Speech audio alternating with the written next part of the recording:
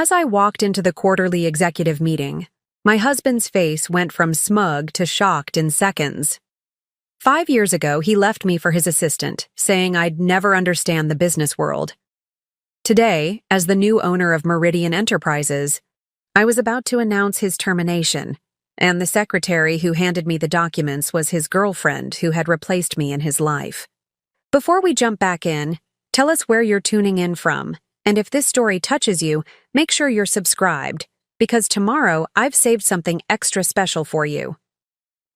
The executive boardroom of Meridian Enterprises gleamed under soft recessed lighting, the polished mahogany, table reflecting the faces of 16 anxious executives.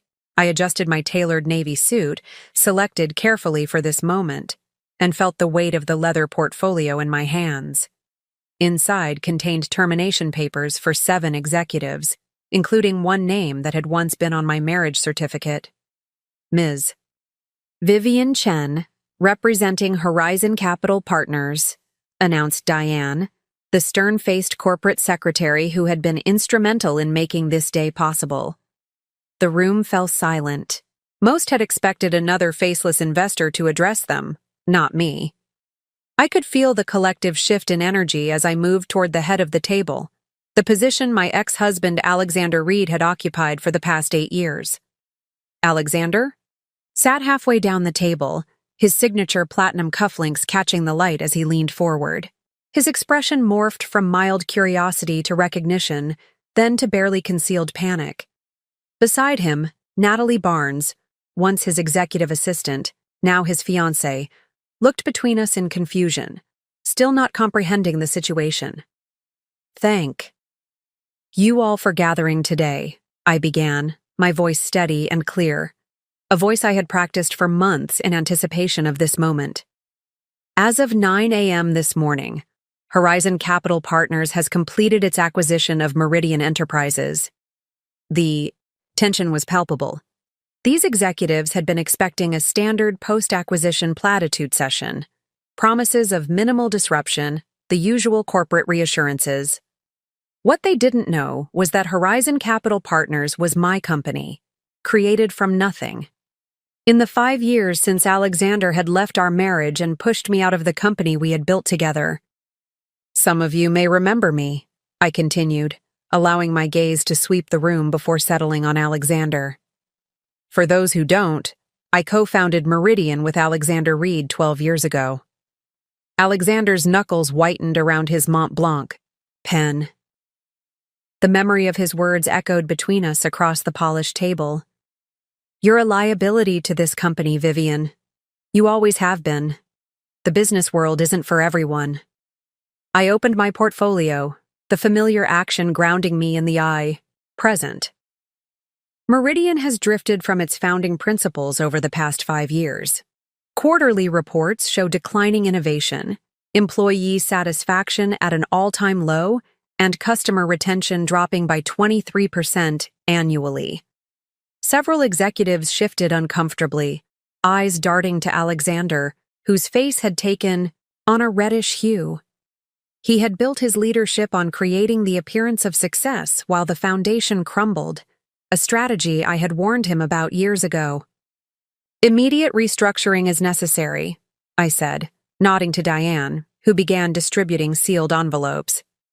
7 leadership positions are being eliminated effective immediately. The room erupted in murmurs as executives reached for the envelopes. With trembling hands, some would find standard meeting agendas, 7 would find termination agreements. Alexander didn't move to touch his envelope, already understanding its contents. Natalie reached for hers with manicured fingers, the 4-carat diamond on her left hand, so similar to the one Alexander had once given me, catching the light. "This is absurd," Alexander finally spoke, his voice tight with controlled rage. "You can't just walk in here and—" "The board unanimously approved the acquisition and restructuring plan this morning," I interrupted smoothly. "Your performance reviews and financial discrepancies over the past 3 years provided all the evidence needed. 5 years ago, I couldn't have imagined being in this position.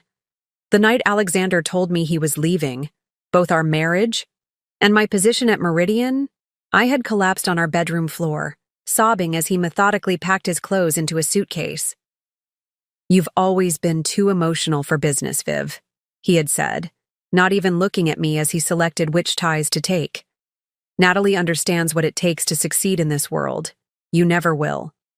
That night had broken me, but as I stood, now at the head of the boardroom table, I recognized it had also rebuilt me into someone stronger, more strategic, and far more dangerous than the woman Alexander had dismissed. That night had broken me.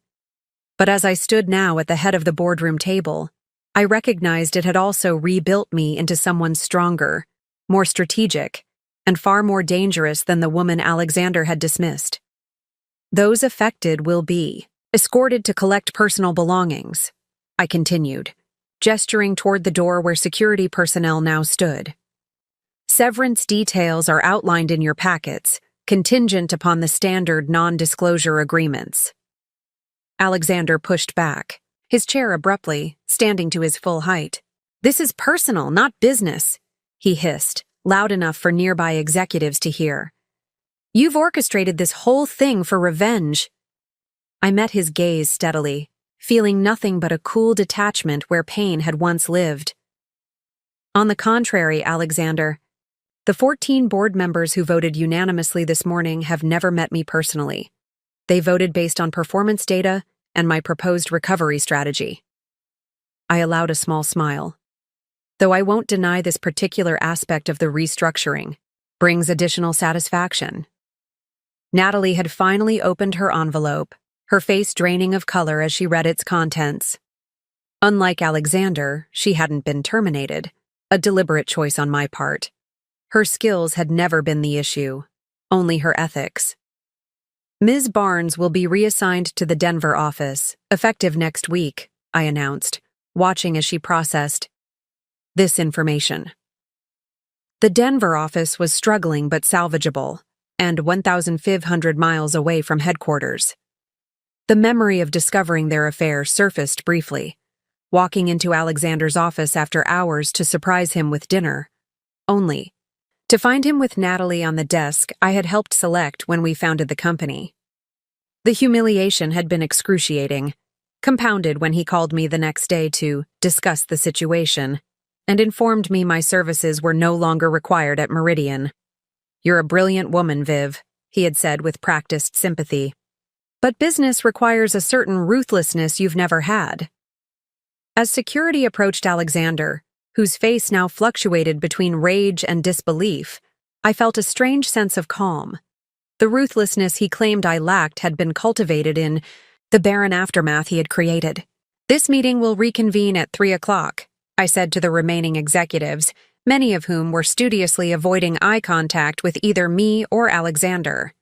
"We'll discuss the transition plan and new direction for Meridian. Those remaining should consider this an opportunity to realign with the company's original vision." Alexander was being escorted toward the door, his normally confident stride faltering. He paused as he passed me. "You won't be able to run this company," he said, quietly, a final attempt to shake my confidence.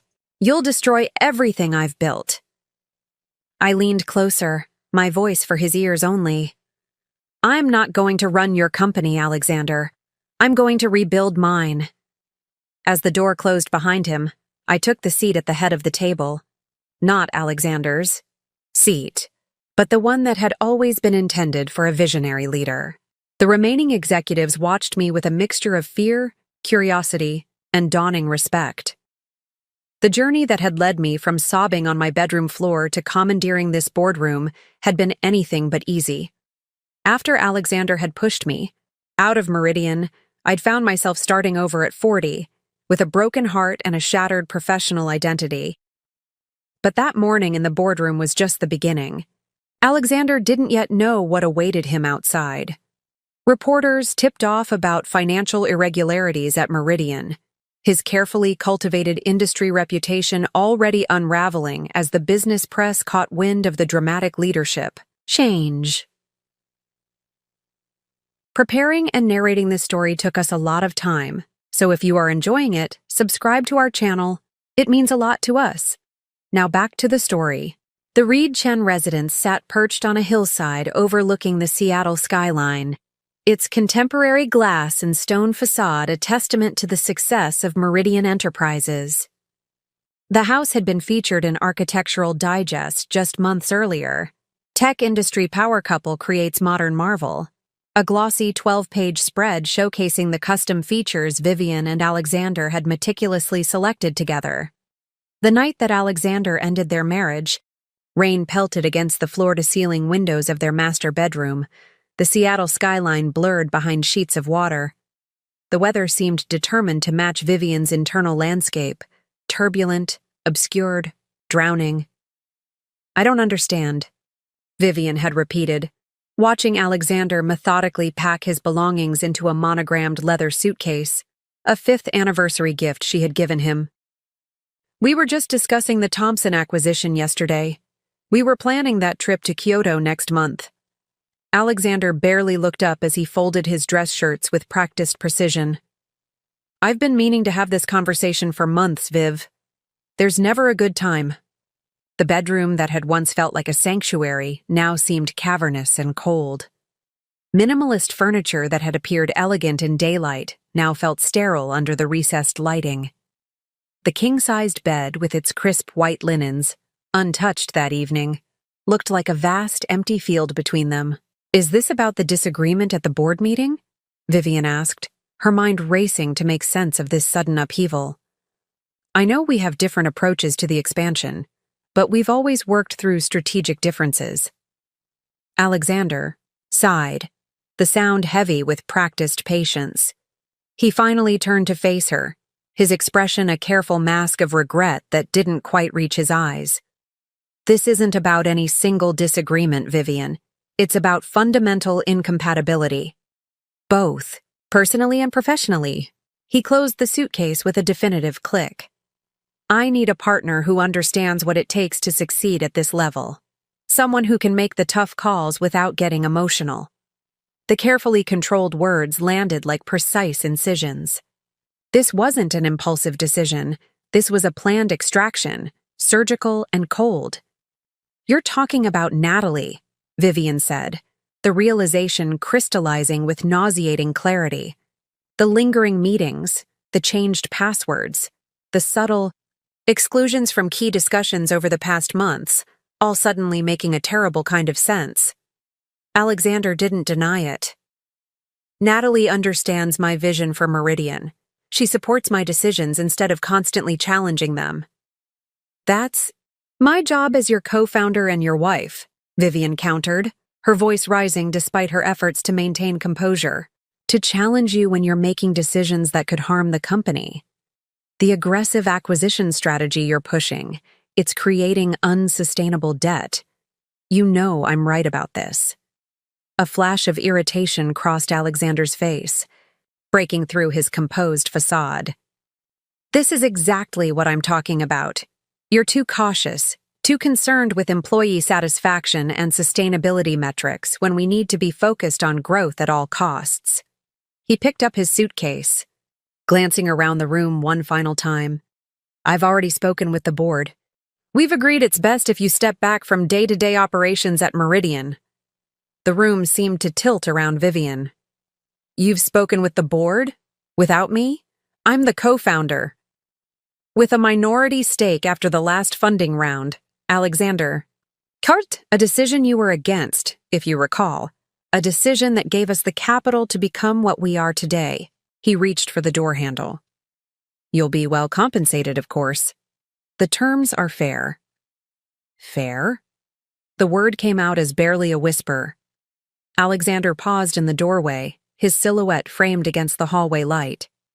For a moment, Vivian thought. She saw a flicker of genuine regret cross his face.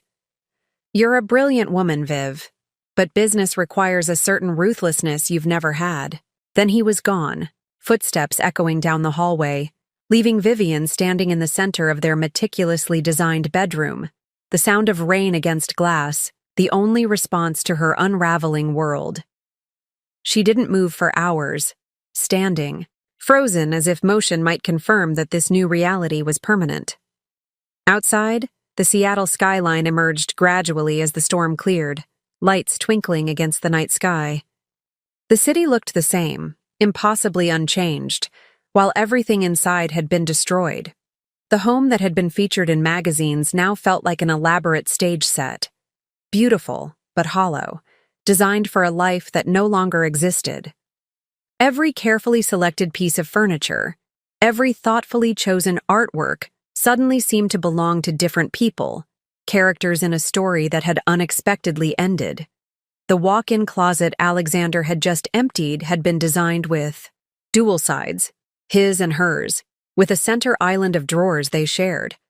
Now his absence created a physical void that echoed the emotional one tearing through her chest. His cologne lingered in the air, the scent both comforting and nauseating in its familiarity. The night stretched endlessly as Vivian finally moved from standing to sitting on the edge of the bed, her body folding in on itself as the magnitude of the loss engulfed her.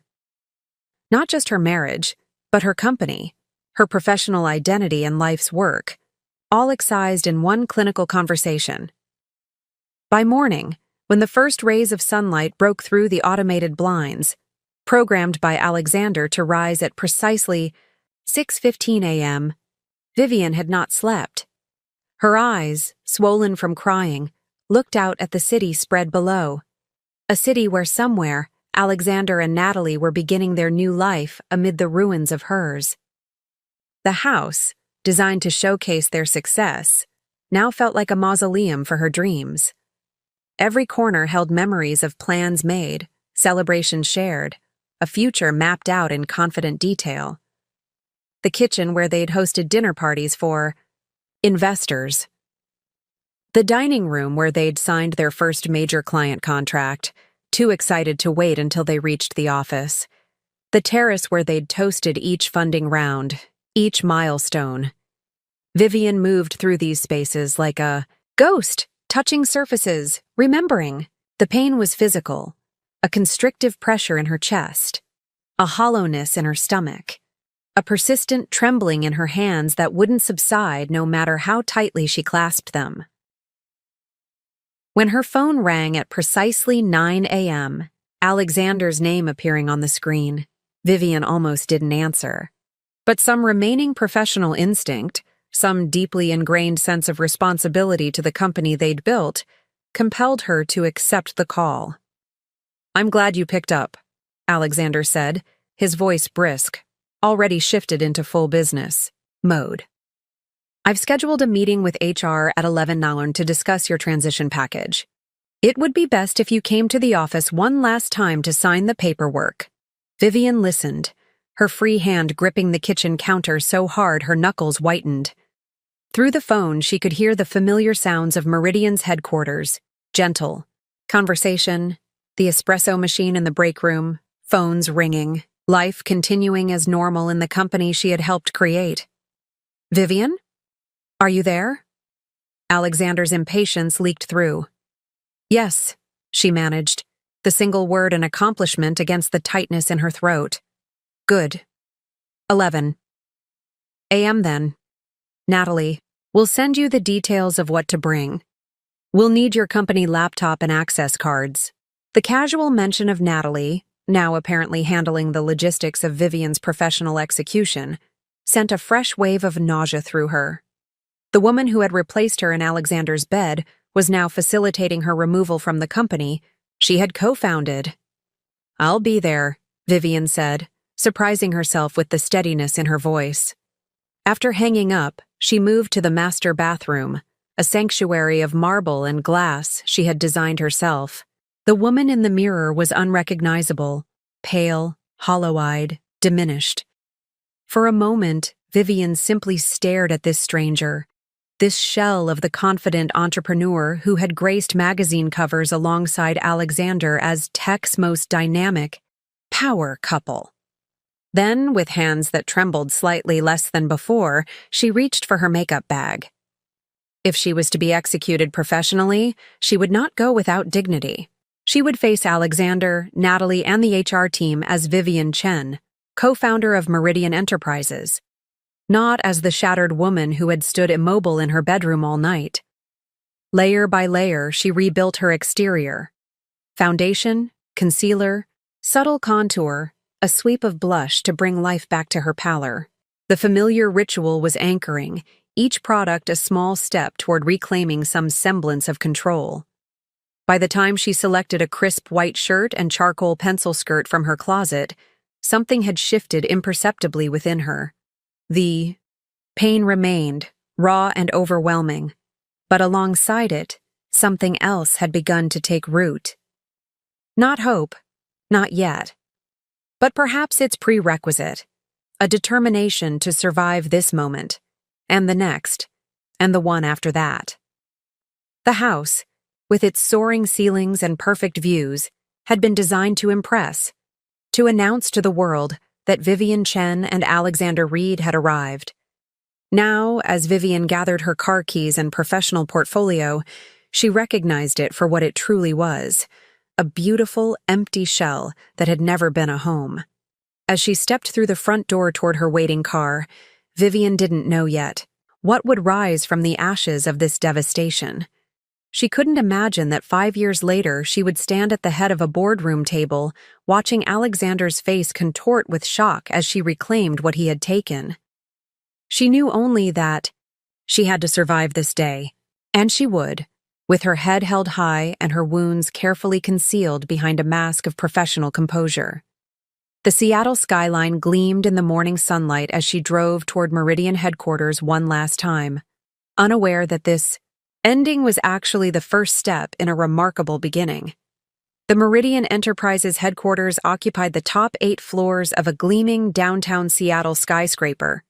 Vivian remembered every detail of its construction, the heated debates over the floor plan design, the careful selection of the building location, even the custom-made reception desk that greeted visitors with its sleek curves of sustainable bamboo. As Vivian stepped off the elevator at precisely 10:45 that morning, she felt like a ghost in her own creation.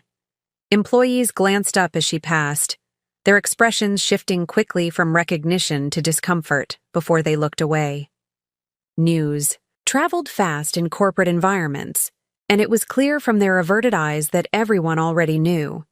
"Good morning, Ms. Chen," said Michael, the security guard who had worked at Meridian since its early days. His usual warm smile was replaced with a look of awkward sympathy. "It's good to see you." Vivian nodded, unable to trust her voice. She had known these halls would feel different today, but she hadn't anticipated the acute sense of alienation, of suddenly being an outsider in the very space she had helped design. The receptionist, a recent hire who Vivian didn't recognize, looked up with a professionally neutral expression. "Ms. Chen, Human Resources is expecting you. 5th floor, conference room C. Not the executive floor, not Alexander's office or the main boardroom. Conference room C, the small windowless space typically used for entry-level interviews and vendor meetings." The message was clear. This was to be as quick and clinical as possible. "Thank you," Vivian replied, her voice steadier than she felt. The elevator ride to the 5th floor felt interminable. 2 junior developers joined her, their animated conversation about code dropping into uncomfortable silence when they recognized, Vivian kept her eyes fixed on the changing floor numbers, her reflection in the polished elevator doors showing a woman composed and professional, the careful mask betraying none of the turmoil beneath. Conference room C was exactly as she remembered, utilitarian and bland, with motivational posters that had been selected by a consultant years ago. Waiting inside were Stephanie Winters from Human Resources, a man Vivian didn't recognize who was clearly an attorney, and Natalie Barnes. Natalie sat with perfect posture in a dress Vivian recognized from the company's last holiday party. The irony wasn't lost on her. While Vivian had been home hosting executives and their spouses, Natalie had already been more than Alexander's assistant. "Vivian, thank you for coming in," Stephanie began, her professional tone barely concealing her discomfort. "This is Marcus Bennett from Legal." Vivian took the seat across from them, placing her portfolio carefully on the table. "Where's Alexander?" Mr. Reed thought it would be best if he wasn't present for this discussion. Natalie answered smoothly. He wanted to ensure the transition was handled with appropriate sensitivity. The audacity of his absence, of sending his mistress instead, struck Vivian with such force that she nearly laughed. This, then, was the final indignity, being processed out of her own company by the woman who had replaced her, while Alexander couldn't even face her. "I see," Vivian said, the two simple words containing volumes. Marcus Bennett cleared his throat, sliding a thick document across the table. "We've prepared a comprehensive severance package that I believe you'll find quite generous." Vivian didn't reach for it immediately. "Before we begin, I'd like to understand exactly what the board has been told about my departure." Stephanie and Marcus exchanged glances. Natalie's expression remained perfectly controlled. "The official communication states that you're stepping back to pursue other interests," Stephanie offered. "Alexander was quite insistent that your contribution to Meridian be acknowledged appropriately." "How thoughtful of him," Vivian said, unable to keep the edge from her voice. She finally reached for the document, opening it to scan the first page. The language was dense with legal terminology, but the essence was clear. In exchange for her shares being bought at a predetermined rate and a substantial severance package, she would relinquish all claims to Meridian Enterprises and sign a comprehensive non-compete agreement. The non-compete covers all technology and software development in our market for a period of 3 years, Marcus explained, pointing to the relevant section. 3 years. Alexander wasn't just removing her from Meridian. He was effectively barring her from working in her field for 3 years. The calculated ruthlessness of it took her breath away. "And if I don't sign?" Vivian asked, though she already knew the answer. Marcus's expression tightened slightly. "Mr. Reed hoped it wouldn't come to that. But should you choose not to accept these terms, the company is prepared to proceed with a performance-based termination." "Performance-based?" Vivian repeated, the words tasting bitter. Natalie leaned forward slightly. "There's documentation of several instances where your cautious approach caused Meridian to miss key market opportunities. The board has reviewed these cases and supports the assessment." Of course they had. Alexander had been systematically building his case, likely for months. The disagreements that she had thought were normal strategic debates between co-founders had been carefully documented and presented as failures on her part. Vivian looked at Natalie directly for the first time, taking in the woman who had been her husband's executive assistant for the past 2 years. She was younger, certainly, but it wasn't just youth that Alexander had chosen. It was compliance. Where Vivian challenged, Natalie supported. Where Vivian urged caution, Natalie encouraged risk. She was everything Vivian wasn't, and at this moment, that included being on the winning side of this corporate coup. "I'd like a moment to review the documents in private," Vivian said, her voice remarkably steady. "Of course," Stephanie replied, looking relieved at the prospect of a brief escape from the tension. "We'll be just outside when you're ready." As the door closed behind them, Vivian finally allowed her carefully maintained expression to crumble. The conference room that had felt small before now seemed to be closing in around her. She had helped build Meridian from an idea to a company valued at over $300 million, and now she was being erased. Efficiently, legally, completely. She flipped through the agreement, skimming the sections detailing what she would receive and what she would give up. The financial terms were indeed generous, as Marcus had said. Alexander was buying her silence and her absence at a premium price. A knock at the door startled her. Instead of Stephanie or the others, it was Lisa Kwan, Meridian's VP of Product Development, and one of the few executives Vivian had personally hired years ago. "I heard you were here," Lisa said, closing the door quickly behind her. "I don't have much time." "They've got me in the box signing my execution papers," Vivian said, attempting a smile that didn't reach her eyes. Lisa didn't return it. "Listen, to me, don't sign anything yet. Alexander's been planning this for months. He's been systematically discrediting your contributions in board meetings, revising project histories to minimize your role. I suspected as much, Vivian replied, a cold clarity beginning to replace the emotional fog she'd been in since last night. It's worse than you think, Lisa continued, her voice barely above a whisper. He's moving Meridian in a completely new direction, massive leveraging for rapid acquisition of competitors. The conservative approach you've advocated? He's doing the exact opposite. He's gambling everything on aggressive expansion. Vivian felt a flicker of vindication. She'd been warning about the dangers of over-leveraging for months, concerns Alexander had dismissed as overly cautious. Why are you telling me this? Vivian asked. Lisa glanced nervously at the door. Because it's wrong, what he's doing. Not just to you personally, but to the company. And because, she hesitated, because I'm leaving too. I gave my notice this morning. Several of us are. The realization that she wasn't alone in her concerns about Alexander's leadership provided an unexpected spark of strength. If others could see it too, if Lisa, one of their most valuable executives, was walking away, perhaps Vivian's judgment hadn't been as clouded by emotion as Alexander had claimed. Thank you, Vivian said, reaching out to squeeze Lisa's hand. This means more than you know. Just be careful, Lisa warned, moving toward the door. Alexander's not the man we thought he was. And Natalie, she shook her head. She's ambitious, very ambitious. As Lisa slipped out, Vivian returned her attention to the agreement before her.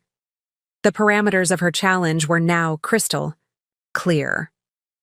Alexander had orchestrated not just the end of their marriage, but the systematic dismantling of her professional reputation. He had rewritten their shared history to position himself as the visionary and Vivian as the liability. And he had selected in Natalie someone who would reinforce rather than challenge his worst instincts. The pain of betrayal remained, a physical ache beneath her ribs. But alongside it, something else was taking shape. A cold, clear determination. Alexander believed he had won. He believed she would sign these papers, take the money, and disappear into obscurity while he drove their company toward his vision of success. What he didn't understand, what he had always underestimated, was exactly what Vivian was capable of when pushed to her limits. When Stephanie, Marcus, and Natalie returned to the conference room, they found Vivian sitting calmly, the agreement closed before her. Have you had sufficient time to review the terms? Marcus asked, retaking his seat. Yes, Vivian replied. And I have a counter-proposal. The surprise on their faces would have been amusing under different circumstances. A counter-proposal isn't really the purpose of this meeting, Natalie began, her tone condescending. Nevertheless, I have one, Vivian continued, her voice gaining strength with each word. I'll sign the agreement as written, with one modification to the non-compete clause. Marcus frowned. The non-compete is a standard. I want it reduced. To 1 year instead of 3, Vivian interrupted. 1 year, and I walk away quietly. Mr. Reed was very specific about the 3-year term, Natalie said, her expression hardening. Vivian looked directly at her, seeing for the first time not just her replacement but her opponent. Then Mr. Reed can tell me that himself. I won't negotiate my future with his proxy. The tension in the room shifted palpably. This wasn't proceeding according to the script Alexander had prepared. I'll need to consult with Mr. Reed, Marcus said, gathering his papers. You do that? Vivian replied. I'll wait. As they filed out, leaving her alone again, Vivian felt a strange sense of calm settling over her. This small act of resistance, this refusal to simply comply with Alexander's terms, was the first step toward reclaiming her agency. She didn't yet know how she would rebuild from these ashes. She couldn't imagine that in 5 years she would stand at the head of Meridian's boardroom table, watching Alexander's face contort with shock as she announced his termination. She had no way of knowing that this crushing defeat would eventually lead to her greatest triumph. But in this moment, in this sterile conference room where Alexander had intended to finalize her corporate execution, Vivian Chen made a silent promise to herself. This was not the end of her story. It was merely the beginning of a new chapter, one that Alexander Reed would come to regret provoking with every fiber of his being. 45 minutes later, the door to conference room C opened again. Alexander Reed entered alone, his presence immediately filling the small space with a tension that hadn't existed before. He wore the gray Tom Ford suit Vivian had given him for his last birthday, the irony of which wasn't lost on her. "I understand we have a problem with the terms," he said without preamble, taking the seat across from her. Gone was any pretense of the man she had married. This was Alexander Reed, CEO of Meridian Enterprises, handling a business complication. "Not a problem," Vivian replied calmly. "A counteroffer." Alexander studied her, perhaps surprised by her composure. He had likely expected tears, emotional pleas, the overreaction he had always accused her of during their disagreements. "The 3-year non-compete is non-negotiable," he said finally. "The board is adamant about protecting Meridian's interests." "The board," Vivian repeated. "Or you, Alexander?" Something flickered across his face, irritation, perhaps, at being challenged. "In this case, our interests align perfectly. You know too much about our strategy, our clients, our intellectual property. 3 years gives us adequate protection. It also ensures I can't work in my field until I'm practically obsolete in the tech world," Vivian observed. "Quite convenient. For you." Alexander leaned back, his expression hardening. "This isn't personal, Vivian. It's business." The words hung in the air between them, so patently false that Vivian almost laughed. Nothing could be more personal than this. The man who had shared her bed, her dreams, her company, now clinically excising her from all three. "If it were just business," she said carefully, "you would have bought me out months ago when we first disagreed about the acquisition strategy. Instead, you built a case against me, documented our strategic disagreements as my failures, and presented them to the board only after you'd secured their loyalty." Alexander's jaw tightened almost imperceptibly. "You're making this more difficult than it needs to be." "Am I?" Vivian leaned forward. "Tell me something, Alexander. When did it start with Natalie? Before or after you decided I was a liability to Meridian?" "That's irrelevant to these proceedings," he replied coldly. "Indulge me. It's the least you can do." Alexander checked his watch, a gesture Vivian recognized from countless meetings when he was growing impatient. "If you must know, Natalie, and I recognized our compatibility about a year ago. But that has nothing to do with this business decision. A year."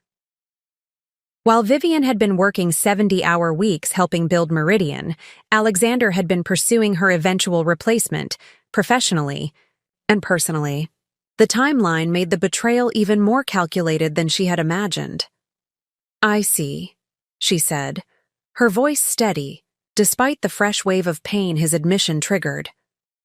"Well, since we're being so honest with each other, let me be clear about something. I built this company alongside you. Every client we signed, every product we developed, every dollar of funding we secured, I was there. You don't get to rewrite that history just because it's inconvenient for your new narrative." Alexander's expression remained impassive, but Vivian could see the subtle signs of his growing frustration. The slight tightening around his eyes, the almost imperceptible tap of his index finger against the table. "No one is denying your early contributions," he said, his tone measured.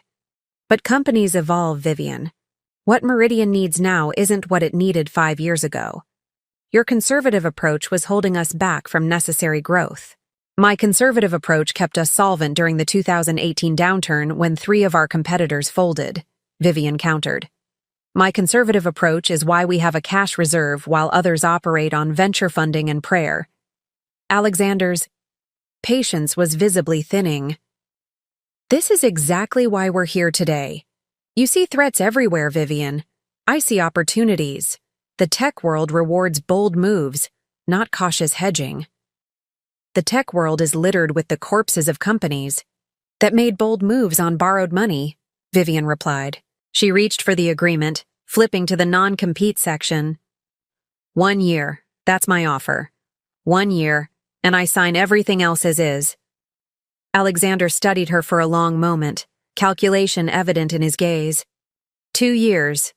Final offer. Vivian considered. 2 years was still a significant handicap, but it wasn't the professional death sentence that 3 years would have been in the rapidly evolving tech industry. Fine, 2 years, she agreed. Have legal redraft it, and I'll sign this afternoon. Alexander nodded once, standing to signal the end of their negotiation. He hesitated for a moment, as if there were something more he wanted to say. Whatever it was, he thought better of it. The revised agreement will be ready by 3, he said, moving toward the door. Stephanie will contact you. Alexander, Vivian said, stopping him before he could leave. One more thing. He turned, his hand already on the door handle. You've won. You have the company, the board support, and Natalie. You have everything you want. Vivian met his gaze directly. Remember this moment. Something like unease flickered across Alexander's face before he masked it with a businesslike nod.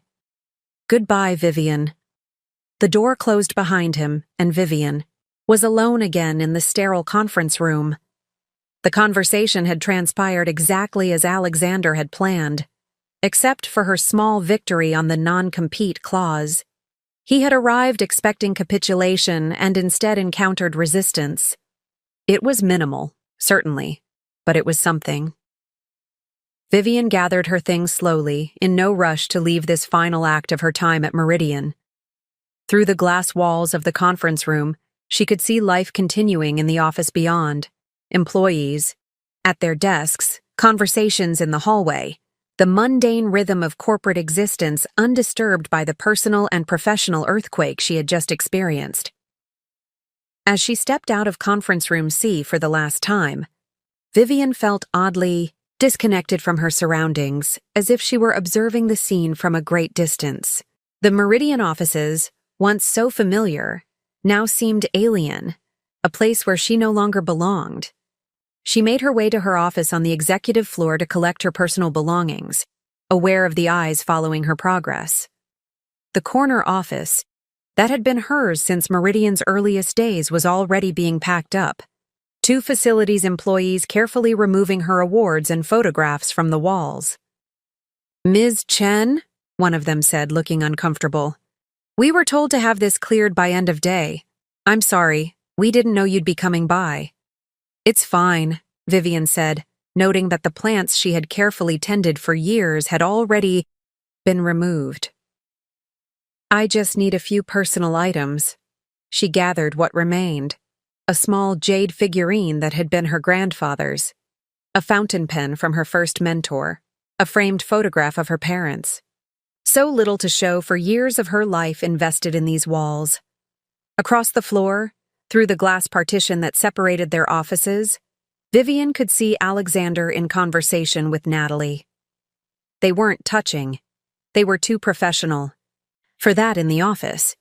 But there was an intimacy to their posture that spoke volumes. They were already planning, already moving forward into the future they had constructed on the ruins of her past. As Vivian placed her office key and security badge on the desk, her final surrender of the company she had helped build, something shifted within her. The pain was still there, a physical presence beneath her ribs, but it had transformed into something harder, more defined. Not yet determination, not quite resolve, but perhaps their precursor. A silent refusal to let this moment define the rest of her life. The elevator ride to the lobby was silent. the small box of personal items in her arms pathetically inadequate to represent what she had lost. In the reflective doors, Vivian caught a glimpse of herself, still composed, still dignified, still standing despite everything that had been taken from her. Outside, Seattle's notoriously fickle weather had shifted. The morning's clear skies replaced by gathering storm clouds that matched her internal landscape. As Vivian placed her box in the passenger seat of her car, the first heavy drops of rain began to fall, quickly becoming a downpour that obscured the Meridian building behind sheets of water.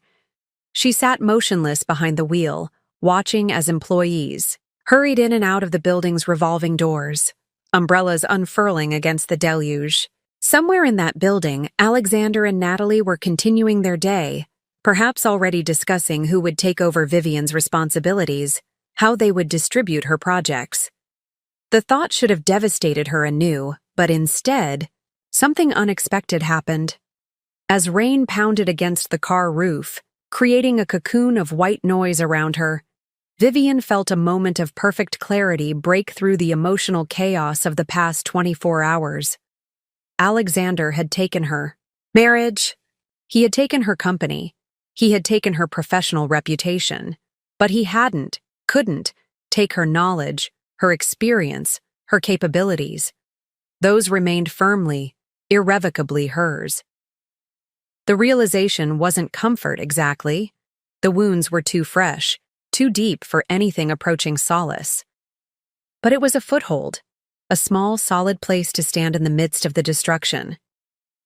Vivian started the car, the familiar hum of the engine grounding her in the present moment. She had nowhere particular to go. The house she had shared with Alexander no longer felt like home, and her office was no longer hers.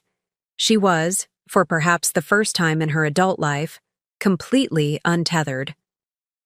The sensation was terrifying.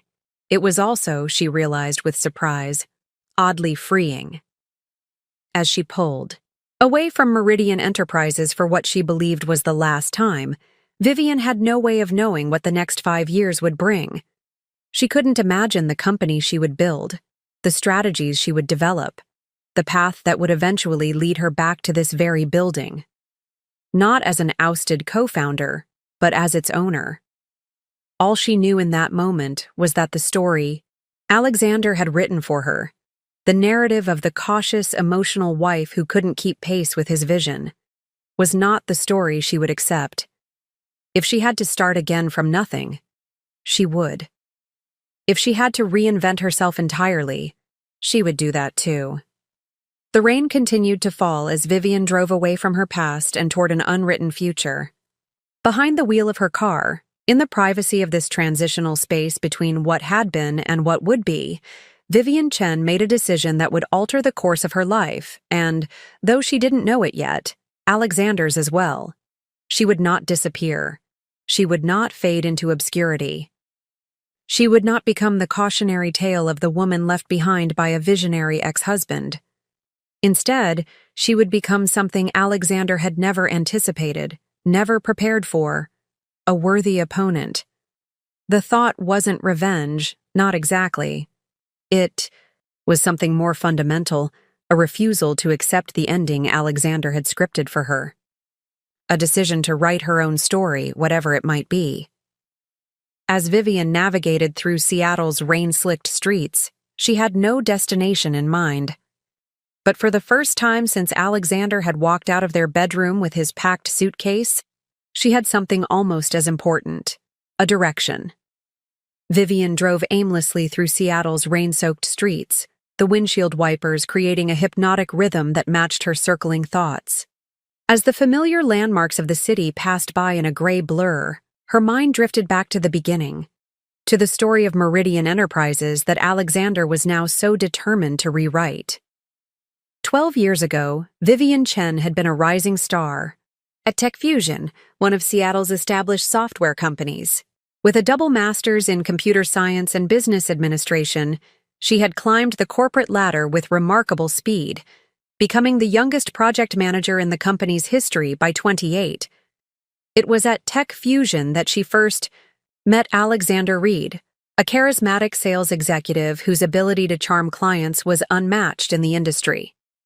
Where Vivian excelled at product development and strategic planning, Alexander shined in presentation and persuasion. Their skills were complementary, their ambitions aligned. Their first collaboration had been on Project Aurora, a customer management system that TechFusion had been struggling to sell to enterprise clients. Vivian had redesigned the product's architecture to address critical performance issues, while Alexander had reframed the marketing strategy to emphasize its unique benefits. "We're unstoppable together," Alexander had said after they secured their third major client in as many months. "You build it better than anyone, and I sell it better than anyone. Imagine what we could do if we weren't constrained by TechFusion's bureaucracy." The idea of starting their own company had germinated during late nights at the office, fueled by ambition and the growing recognition of their combined potential. By day, they continued their ascent at TechFusion. By night, they sketched out business plans and product ideas for what would eventually become Meridian Enterprises. Their personal relationship had developed alongside their professional one. Cautiously at first, both aware of the potential complications, then with the same intensity that characterized their work, 6 months after Project Aurora's success, they were not just colleagues but partners in every sense. "We're building something that will last," Alexander had told her the night he proposed, 9 months into their relationship. "A legacy that combines the best of both of us." Vivian had believed him completely.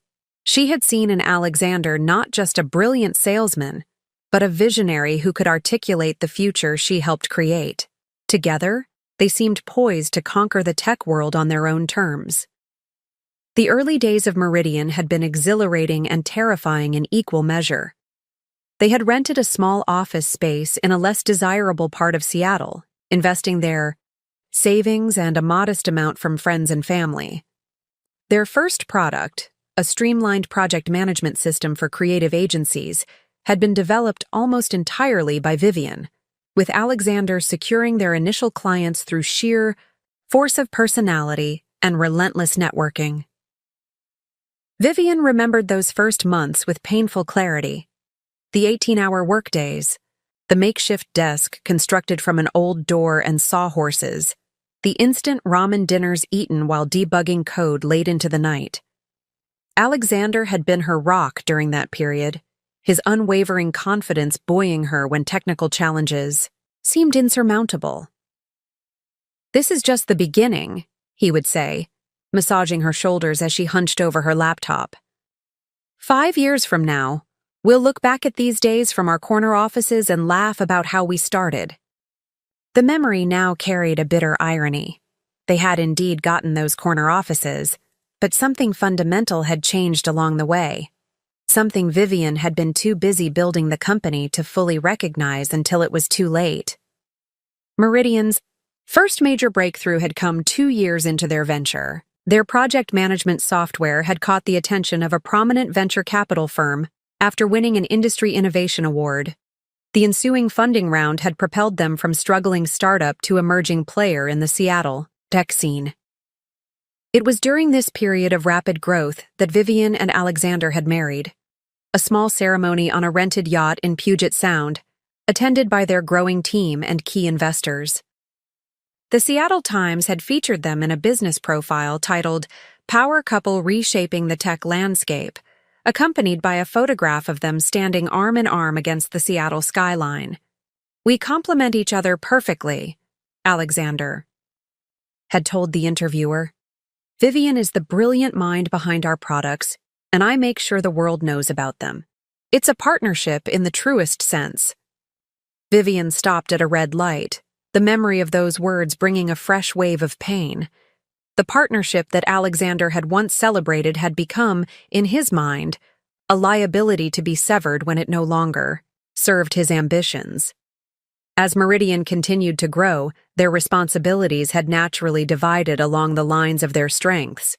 Vivian overseeing product development and operations, Alexander handling sales, marketing, and investor relations. This division had seemed logical at the time, but looking back, Vivian could see how it had gradually created separate spheres of influence within the company. Alexander had become the public face of Meridian, the charismatic visionary who captivated investors and industry analysts. Vivian, meanwhile, had focused on building and maintaining the infrastructure that supported his promises, ensuring that the products delivered what Alexander claimed they could do. The first significant crack in their unified front had appeared during the Series B funding round, 4 years into Meridian's existence. Alexander had pushed for aggressive expansion into international markets, while Vivian had advocated for consolidating their position in North America first. "We need to strike while our valuation is high," Alexander had argued during a tense discussion in their home office. "The window of opportunity won't stay open forever." "Expanding too quickly could dilute our quality," Vivian had countered. "Our reputation is built on excellent products and service. If we compromise that for rapid growth, we risk everything we've built." The debate had escalated into their first truly serious argument as both business partners and spouses. In the end, they had reached a compromise, a measured expansion into European markets while maintaining their focus on product excellence. At the time, Vivian had viewed the resolution as evidence of their partnership's strength. Now she wondered if Alexander had seen it differently, as the first instance of her standing in the way of his grander vision. The subsequent years had brought increasing success and recognition for Meridian. Their client list expanded to include Fortune 500 companies, their product suite grew more sophisticated, their headquarters moved to the downtown skyscraper that Vivian had just left for the last time. With success had come new pressures and greater divergence in their management styles. Alexander pushed continually for faster development cycles, more aggressive marketing claims, and rapid expansion into adjacent markets. Vivian maintained her focus on sustainable growth, employee retention, and product integrity. These philosophical differences had manifested in increasingly frequent disagreements during executive meetings, disagreements that Vivian now realized Alexander had been documenting and framing as her resistance to innovation rather than legitimate strategic concerns. The watershed moment had come approximately a year ago, around the same time that Alexander had apparently begun his relationship with Natalie.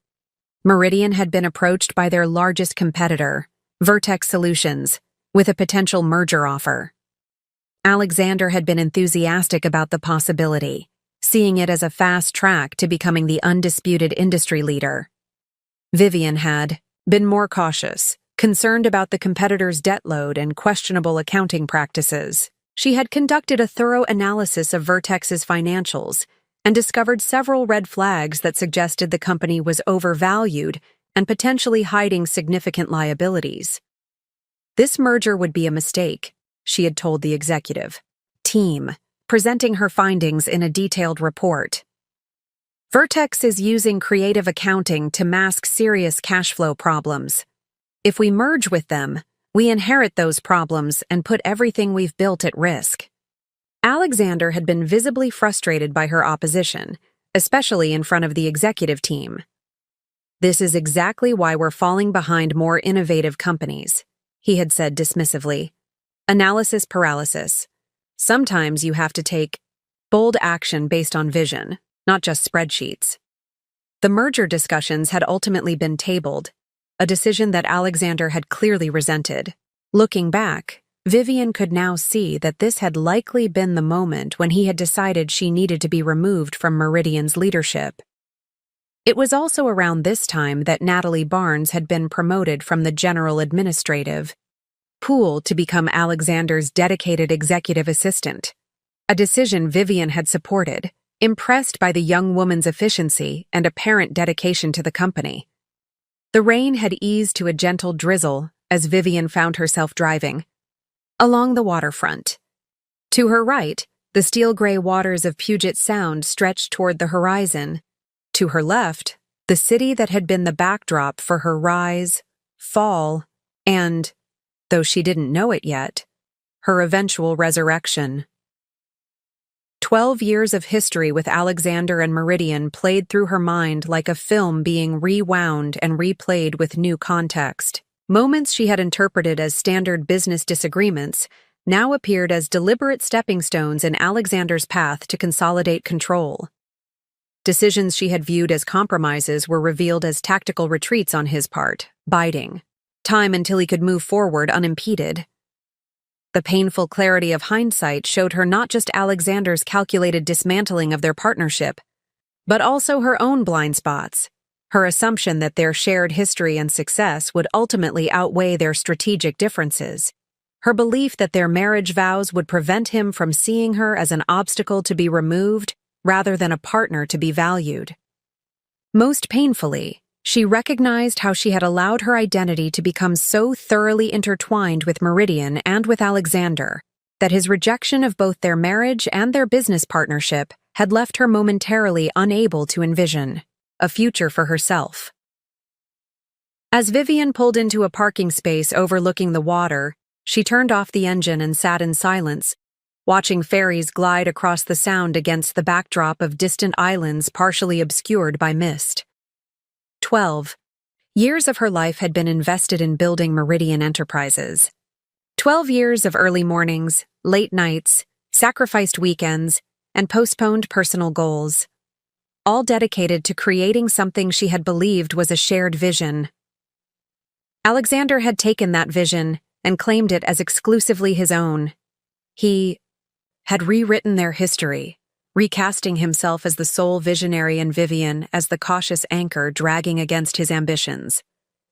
And he had found in Natalie not just a romantic replacement, but a professional one, someone who would reinforce, rather than challenge his perspective. The betrayal was absolute, personal and professional, emotional and financial.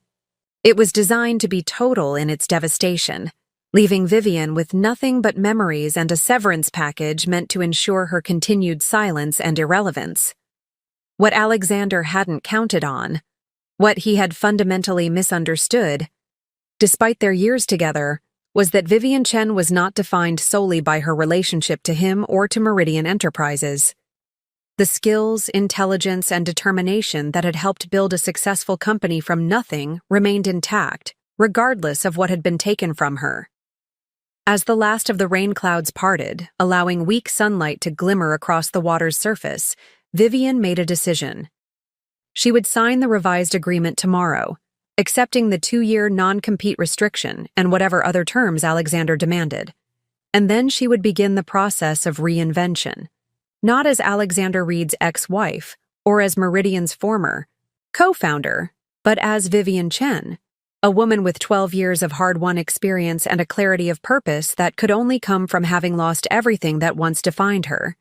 She didn't yet know what form this reinvention would take. She couldn't imagine that 5 years later, she would stand at the head of Meridian's boardroom table, watching Alexander's face contort with shock as she announced her ownership of the company he had taken from her. All she knew was that the story wasn't over. It was merely entering a new chapter, one that Alexander Reed had not anticipated and could not control. The days immediately following Vivian's departure from Meridian passed in a blur of practical necessities. She signed the revised separation agreement, with its 2-year non-compete clause, without further negotiation. She put the house she had shared with Alexander on the market, unable to bear the echoing emptiness of spaces once filled with shared ambitions. She moved into a minimalist downtown apartment with floor-to-ceiling windows overlooking Elliott Bay, a clean slate, devoid of memories. These actions were performed with mechanical efficiency, her emotional responses temporarily suspended as she focused on the logistics of dismantling her former life. Friends and family expressed concern about her composed demeanor, expecting tears or rage that never materialized. What they couldn't see was that beneath this calm exterior, Vivian was meticulously analyzing her situation with the same strategic thinking she had once applied to Meridian's business challenges. 1 month after signing the separation agreement, on a crisp autumn morning, Vivian sat at her new dining table with a blank notebook before her. The page was headed with a single question. What now? The non-compete agreement prevented her from working directly in software development for enterprise clients, the field she had dedicated her career to thus far. Alexander had effectively blocked her most obvious path forward, but as Vivian stared at the blank page, she recognized that this restriction, while significant, was also narrowly defined. She couldn't create products that competed with Meridian for 2 years. She couldn't work for Meridian's competitors. But there were no restrictions on consulting, on education, on investment activities, or on developing expertise in adjacent industries. The realization sparked the first genuine smile she had experienced since Alexander's departure. He had tried to build a cage, but had left multiple doors unlocked. By evening, her blank page had transformed into a complex mind map detailing potential paths forward.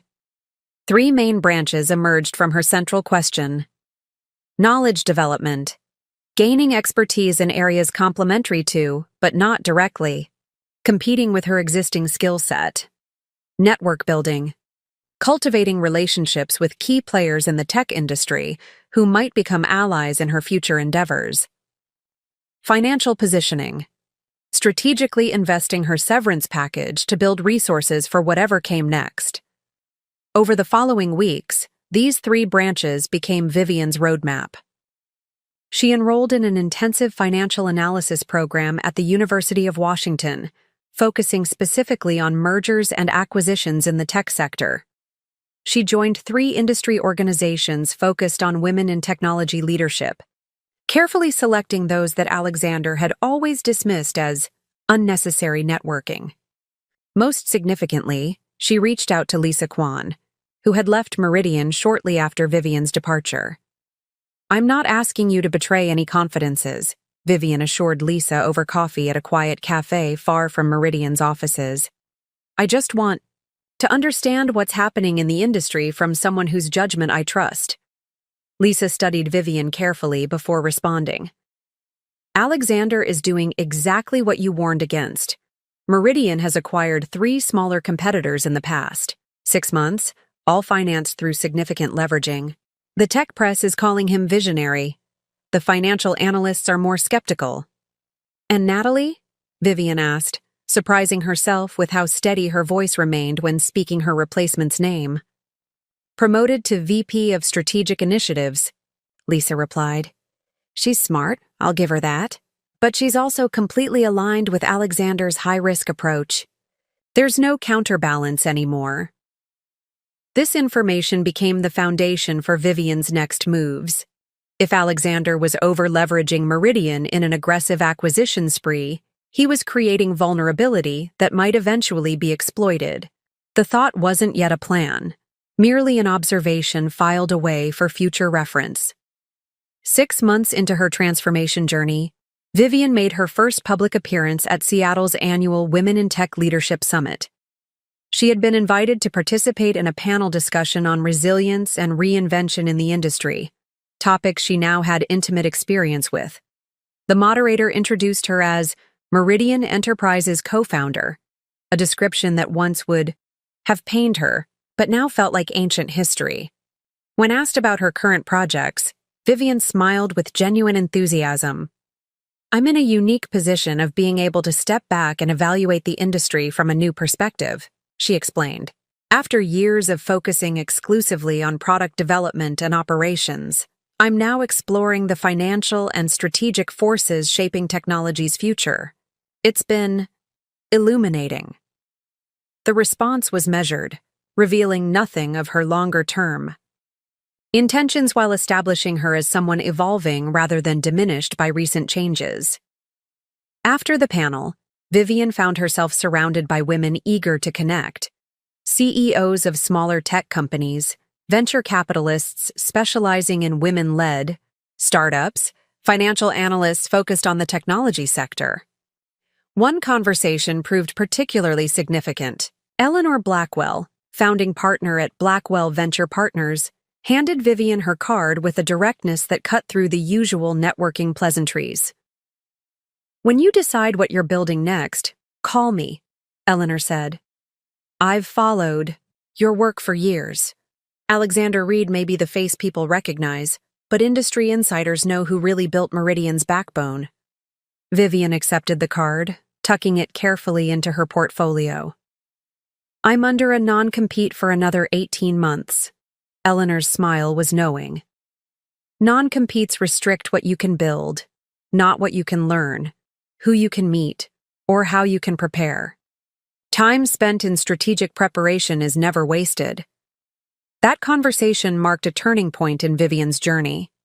Until then, she had been focused primarily on recovery and rebuilding her individual skills. Eleanor's interest sparked something more ambitious.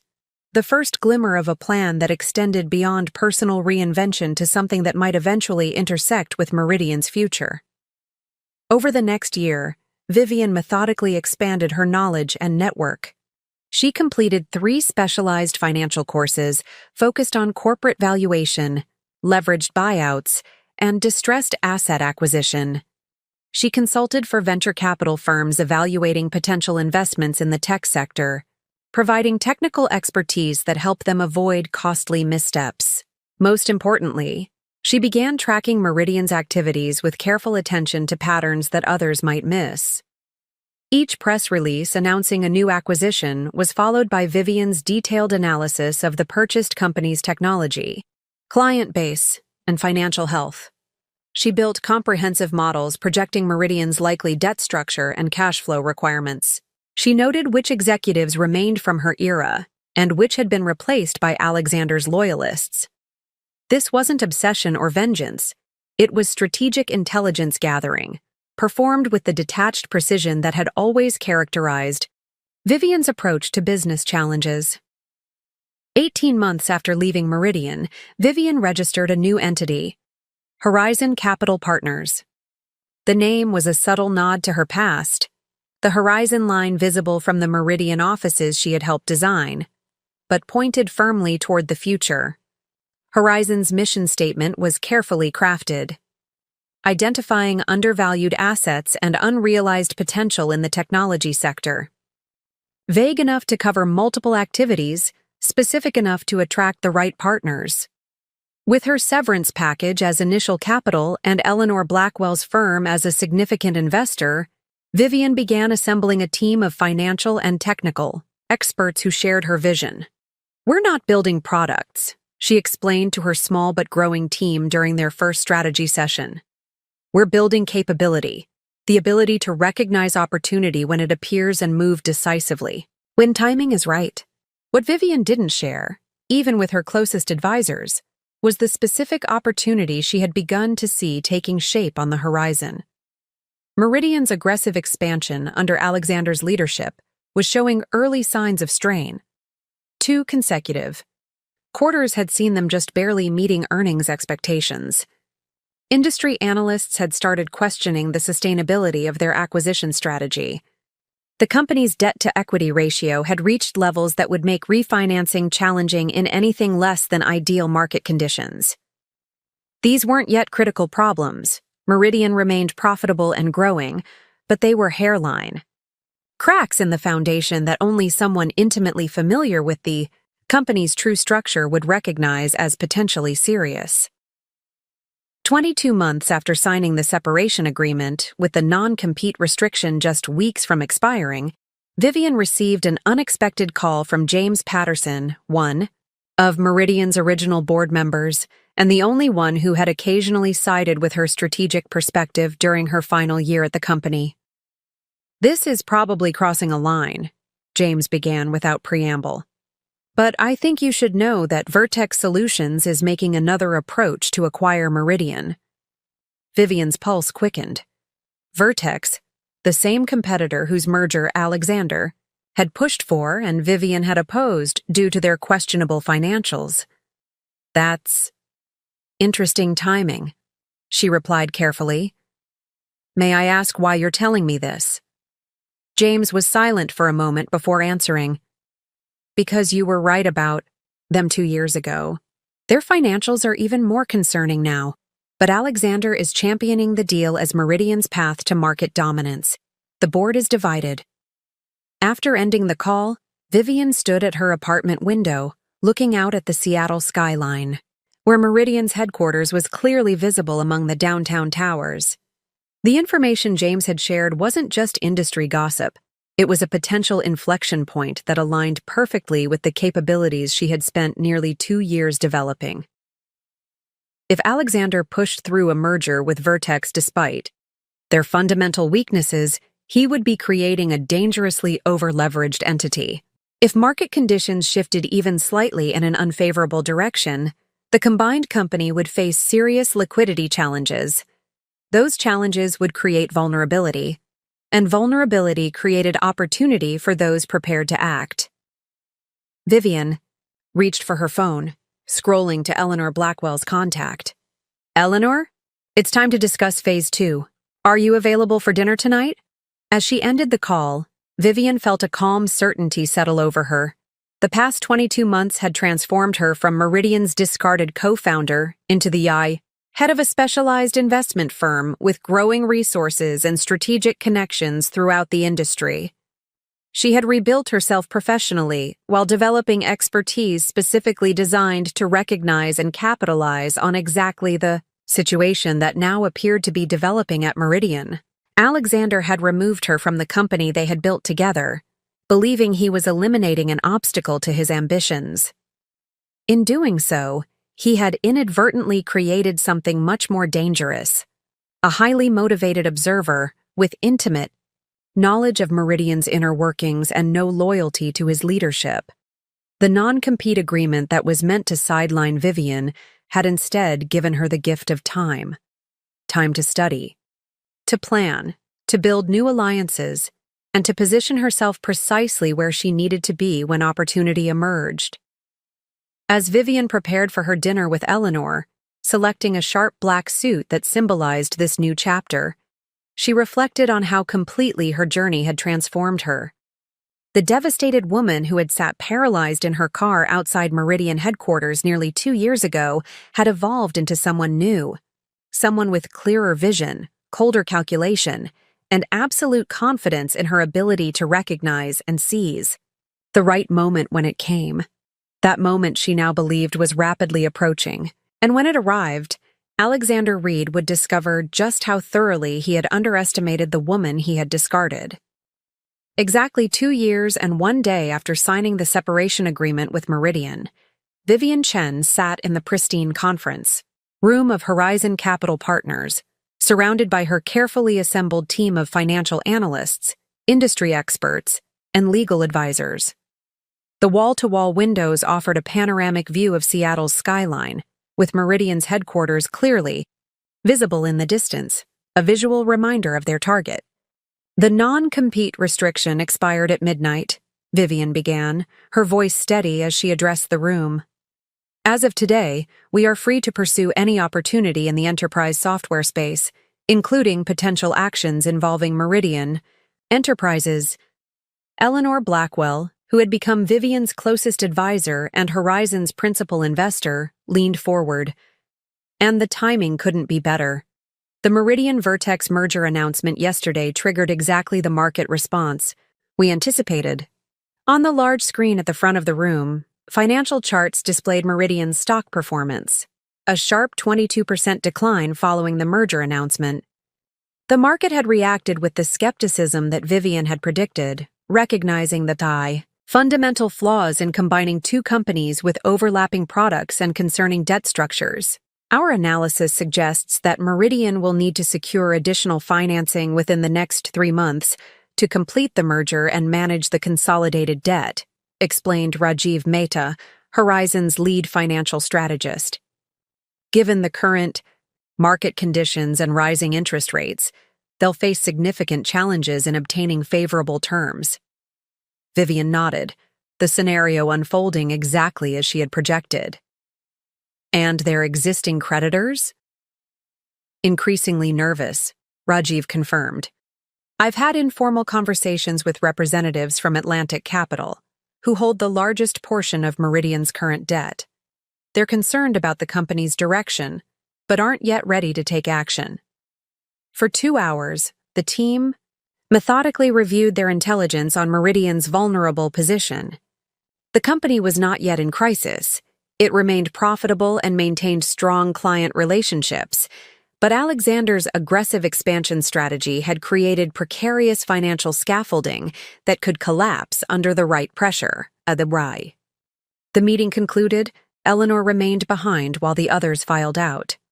She studied Vivian with the shrewd assessment that had made her one of Seattle's most successful venture capitalists. "We've prepared for this moment for nearly 2 years," Eleanor observed. "You've built Horizon specifically to position yourself for this opportunity. But I need to ask the question everyone's thinking but no one dares to voice. Is this about sound business strategy or personal vindication?" Vivian met her gaze directly. "Both," she answered with uncharacteristic candor. "I won't pretend there isn't personal satisfaction in the prospect of reclaiming what Alexander took from me. But that wouldn't be enough to justify the financial risk we're contemplating." She stood, moving to the window to look out at Meridian's headquarters. "The merger with Vertex is fundamentally flawed for all the reasons outlined in our analysis. It's driven by Alexander's ego and ambition, rather than sound business judgment. Meridian is worth saving from his mismanagement, not just for me, but for the employees who remain, the clients who depend on their products, and yes, for our investors who stand to profit significantly if we execute this correctly."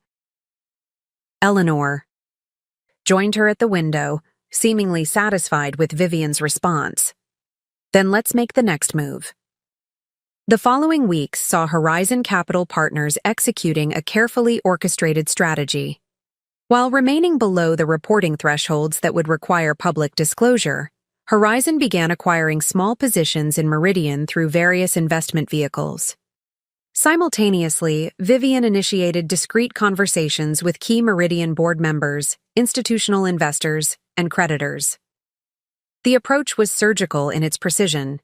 Not a hostile takeover attempt, but a methodical positioning as a potential solution to the growing concerns about Meridian's direction under Alexander's leadership.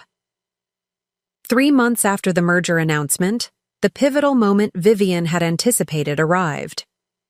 Meridian's quarterly earnings report showed the company missing projections for the first time in its history, with cash reserves dangerously depleted by acquisition costs. The stock dropped another 18% in a single day, triggering margin calls for several large investors and creating a cascade of forced selling. That evening, Vivian received the call she had been waiting for. James Patterson's name appeared on her phone screen, his timing as predictable as she had anticipated. "The board has called an emergency meeting for tomorrow," James said without preamble. "The Vertex merger is falling apart. Their financials were even worse than you suspected 2 years ago. They've been hiding substantial losses with accounting tricks that came to light during final due diligence." "That's unfortunate timing for Alexander," Vivian replied, carefully neutral in her response. "Unfortunate doesn't begin to cover it," James continued. "The banks are threatening to call in their loans unless we bring in new leadership and capital. Immediately, several board members mentioned your name today. They've heard about Horizon Capital and your recent activities." Vivian allowed a moment of silence before responding. "What exactly are you asking, James?" Would Horizon consider a significant investment in Meridian, combined with a leadership change? The question was direct, exactly what Vivian had been positioning for over the past 2 years. "We might," she replied, maintaining her professional composure despite the surge of vindication she felt. "I'd need to review the current financials, the real ones, not the version presented to analysts. And any discussion would need to include complete leadership restructuring, not just cosmetic changes." "The board meets at 9 a.m. tomorrow," James Dewise said. "Could you present a preliminary proposal by then?" "I'll see you at 9, Vivian confirmed, ending the call with a steady hand, despite the adrenaline coursing through her system. For the next 12 hours, Vivian and her team worked without pause, preparing a comprehensive rescue package for Meridian. The proposal was meticulously crafted to appeal to the board's urgent needs, while establishing terms that would give Horizon, and by extension Vivian, controlling interest in the company. At precisely 8:45 the following morning, Vivian walked through the revolving doors of Meridian's headquarters for the first time in 2 years. The security guard at the front desk did a double-take, recognition dawning on his face. "Ms. Chen, it's been a while." "Hello, Michael," she replied with a genuine smile. "I have a meeting with the board." As she rode the elevator to the executive floor, Vivian experienced an odd sense of déjà vu. The same elevator, the same subtle scent of the building's ventilation system, yet everything fundamentally different. She was no longer the discarded co-founder leaving with a box of personal belongings. She was now CEO of Horizon Capital Partners, arriving with a lifeline that Meridian desperately needed. The boardroom looked exactly as she remembered it. The long mahogany table, the views of Puget Sound, the subtle displays of corporate success on the walls. 8 board members were already seated when she entered, their expressions a mix of anxiety, curiosity, and in some cases, visible discomfort at her presence. James Patterson rose to greet her. "Thank you for coming on such short notice, Vivian. The board is eager to hear Horizon's perspective on Meridian's current situation." Vivian took the offered seat, placing her presentation materials on the table. She noted Alexander's conspicuous absence with mild surprise. "Before we begin," she said, "I'd like to understand who will be joining us. I was expecting the full board, including the CEO." An uncomfortable silence fell over the room. Finally, Patricia Winters, the board chair, cleared her throat. "Alexander was asked not to attend this particular meeting. Given the nature of our discussion, potential new investment and leadership changes, the board felt it would be more productive to speak freely." The revelation was unexpected but advantageous. Alexander had already been sidelined, making Vivian's proposal easier to present without immediate resistance. For the next hour, Vivian outlined Horizon's analysis of Meridian's current challenges and their proposed solution: a significant capital injection in exchange for controlling interest, immediate termination of the Vertex merger, and complete restructuring of executive leadership. "Our due diligence confirms that Meridian's core business remains strong," Vivian explained, her command of the company's finances clearly impressing the board. "The current crisis stems from over-leveraging and strategic missteps in acquisition targets, not fundamental product or market failures." She deliberately avoided any personal references to her history with the company or with Alexander, maintaining strictly professional language as she detailed Horizon's rescue plan. The board members asked pointed questions about timelines, financial terms, and leadership transitions, all of which Vivian addressed with composed expertise. As the discussion progressed, Vivian could feel the energy in the room shifting. The initial wariness was being replaced by cautious optimism, as board members recognized that Horizon's proposal represented their best option for averting a complete collapse. "There's one aspect we haven't discussed explicitly," Patricia said, as the presentation concluded. "Leadership. Your proposal references executive restructuring, but doesn't specify who would lead Meridian through this transition and beyond." The moment Vivian had prepared for had arrived. She closed her portfolio, deliberately before responding. Horizon's investment would be contingent on installation of new leadership with proven experience in corporate turnarounds and intimate knowledge of Meridian's operations, culture, and technology, she stated. "Given those requirements, I would step in as interim CEO during the stabilization period." The statement hung in the air, its implications fully registering with each board member. Vivian watched as expressions shifted from surprise to calculation to gradual acceptance. For some, like James Patterson, there was even visible relief. "You built this company once," James observed. "You understand it better than anyone. And that's precisely why I'm uniquely qualified to save it now," Vivian confirmed, her confidence absolute. Patricia exchanged glances with several other board members before addressing Vivian again. We'll need to deliberate on Horizon's proposal, but speaking personally, I find the terms reasonable given our situation. How quickly could you move forward if the board approves? Horizon is prepared to execute immediately, Vivian replied. Our legal team has draft agreements ready, and the capital is secured. We could announce the investment and leadership change as early as tomorrow morning before markets open. The speed of her response clearly impressed the board, reinforcing the image of Horizon as a decisive, prepared savior rather than an opportunistic vulture. There is one other matter, Vivian added, her tone remaining professional despite the personal satisfaction she felt at what would come next. Any agreement would require immediate termination of Alexander Reed's position and comprehensive review of recent executive decisions, including the proposed Vertex merger and several other questionable transactions our analysis has identified. There, the first direct reference to Alexander, delivered as a non-negotiable business condition rather than personal vengeance. Patricia nodded slowly. The board has already reached the painful conclusion that a leadership change is necessary. Your condition aligns with our own assessment. As the meeting concluded, Vivian was asked to wait in an adjacent conference room while the board deliberated. Through the glass walls, she could see their animated discussion, the occasional glance in her direction, the gradual nodding of heads as consensus formed. Exactly 43 minutes later, Patricia entered the conference room where Vivian waited. The board has voted unanimously to accept Horizon Capital's proposal, subject to final legal review of the terms. We're prepared to move forward with the leadership transition immediately. Vivian stood, extending her hand to the board chair. Meridian has a strong foundation and dedicated team. With proper leadership and strategic direction, I'm confident we can stabilize the situation quickly.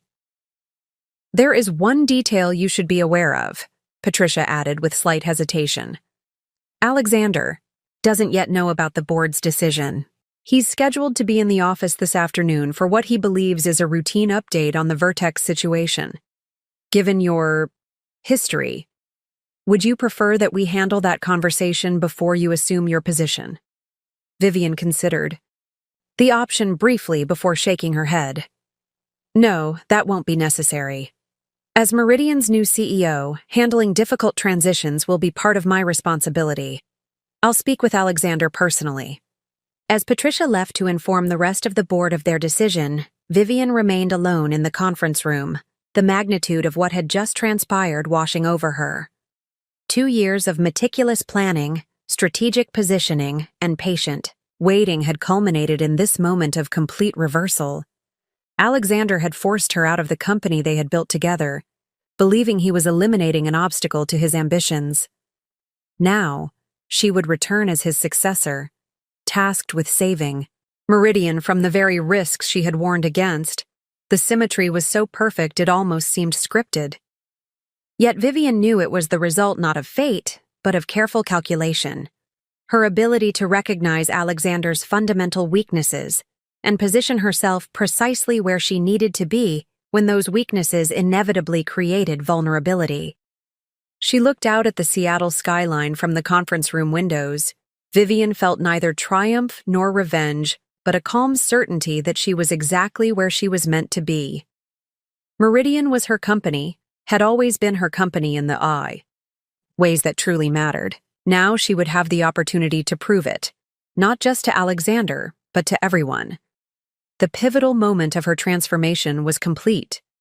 Vivian Chen, once discarded as irrelevant to Meridian's future, was now the only person who could secure that future. And Alexander Reed was about to discover just how profound a miscalculation he had made in underestimating the woman he had betrayed. News of the board's decision traveled through Meridian's headquarters with astonishing speed. By the time Vivian left the boardroom, the executive floor was already buzzing with whispered conversations and speculative glances. Employees who remembered her from before stopped mid-stride, their expressions cycling through recognition, confusion, and in many cases, barely concealed hope. Diane Matthews, who had been Vivian's executive assistant years ago before being reassigned after Alexander's takeover, approached with visible emotion. "Ms. Chen, is it true? Are you coming back to Meridian?" Vivian smiled warmly at the familiar face. "Yes, Diane, though the official announcement won't be made until tomorrow morning." Diane's professional composure momentarily cracked, revealing genuine relief. "The company needs you. It hasn't been the same since—" She stopped herself, glancing around nervously. "I understand," Vivian reassured her. "And I appreciate your discretion until the formal announcement. Would you know if Alexander is in the building yet?" "Mr. Reed is scheduled to arrive at 2 o'clock for the Vertex update meeting," Diane confirmed. "He's been working from home most mornings recently." This information aligned perfectly with Vivian's plans. She had 4 hours to prepare for the conversation that would culminate her 2-year journey from ousted co-founder to returning CEO. "I'll need temporary access to the system and a meeting room for the afternoon," Vivian said. "And please clear my old office. I'll be using it immediately following the board's announcement tomorrow." "Your old office?" Diane's eyebrows rose slightly. "That's Mr. Reed's office now." "I'm aware," Vivian replied simply. "Please make the necessary arrangements." As Diane hurried off to implement these requests, James Patterson approached from the boardroom. "The legal team is preparing the final documents. They'll be ready for signatures by this afternoon." He hesitated before adding, "Are you certain? You want to handle the conversation with Alexander personally? It could be volatile." "I'm certain," Vivian confirmed. "Some conversations need to happen face-to-face." The hours before Alexander's arrival passed in a whirlwind of activity. Vivian met with the financial team to get real-time data on Meridian's position. She reviewed the employee roster, noting who remained from her era and who had been brought in by Alexander. She studied the most recent product development plans, quickly identifying strengths to maintain and weaknesses to address. Throughout these meetings, Vivian maintained absolute professionalism, betraying no hint of personal satisfaction at her imminent return to power. But beneath this composed exterior, she was acutely aware of the approaching moment when she would face Alexander directly, not as his discarded wife and partner, but as the person who now held his professional fate in her hands. At precisely 1:55 p.m., Vivian positioned herself in Conference Room A, adjacent to the main boardroom where Alexander was scheduled to meet with Patricia and several other board members at 2 down. Through the glass walls, she could observe without being immediately visible, giving the board time to deliver the initial news before she joined the conversation. Alexander arrived at 2:10, his characteristic 10 minutes late, a power move he had always employed to remind others of his perceived importance. From her vantage point, Vivian could see him clearly. The same confident stride, the same perfectly tailored suit, the same practiced smile as he greeted the board members. He seemed entirely unaware of the professional execution he was walking into. Even from a distance, Vivian could pinpoint the exact moment when Alexander realized something was wrong. His posture stiffened, the smile froze, and then disappeared. His hand that had been gesturing emphatically dropped to his side. Patricia was speaking, her expression grave, the other board members watching Alexander's reaction with careful neutrality. Alexander suddenly stood, his movement so abrupt that his chair rolled backward and hit the wall behind him. He was speaking rapidly, his gestures becoming more animated as Patricia continued to deliver what was clearly unwelcome news. Though Vivian couldn't hear the words, the body language told the story clearly. Denial, anger, attempted negotiation, all cycling through in quick succession. Patricia glanced toward Conference Room A, the prearranged signal that indicated it was time for Vivian to join them. With a deep breath, she gathered her materials and walked the short distance to the boardroom, her heels clicking rhythmically on the polished floor in a steady cadence that matched her heartbeat. When she pushed open the boardroom door, Alexander's back was to her. He was still arguing with Patricia, his voice raised enough that Vivian caught the end of his statement. Completely unacceptable. The board can't possibly think that bringing in outside investors without my approval is anything but a direct violation of— The board's decision is unanimous, Alexander, Patricia interrupted firmly. And the investor isn't an outsider. Not to Meridian. At that moment, Alexander sensed the presence behind him and turned. The sequence of emotions that crossed his face in the next 3 seconds was something Vivian would remember for the rest of her life. Confusion, recognition, disbelief, and finally, a dawning horror as understanding settled in. "Hello, Alexander," Vivian said calmly, moving to the table and placing her portfolio on its polished surface. "It's been a while." Alexander stared at her as if she were an apparition. "What is this?" he demanded, looking from Vivian to Patricia and back again. "What is she doing here?" "Ms. Chen is the CEO of Horizon Capital Partners," Patricia explained with professional detachment. "As I was explaining, the board has accepted Horizon's investment proposal, which includes a leadership change effective immediately." The color drained from Alexander's face as the full implications registered. "This is a joke," he said, though his expression suggested he already knew it wasn't. "Vivian doesn't have the resources or experience to— Horizon Capital Partners has secured $175 million in committed capital," Vivian interrupted, her voice steady. "Our due diligence on Meridian has been thorough, including comprehensive analysis of the failed Vertex merger that has placed the company in its current precarious position." A muscle twitched in Alexander's jaw, a tell Vivian recognized from their marriage, a sign of fury barely contained. "You've been planning this," he said, the accusation barely above a whisper. "All this time, you've been waiting for an opportunity to save the company we built from your mismanagement?" "Yes."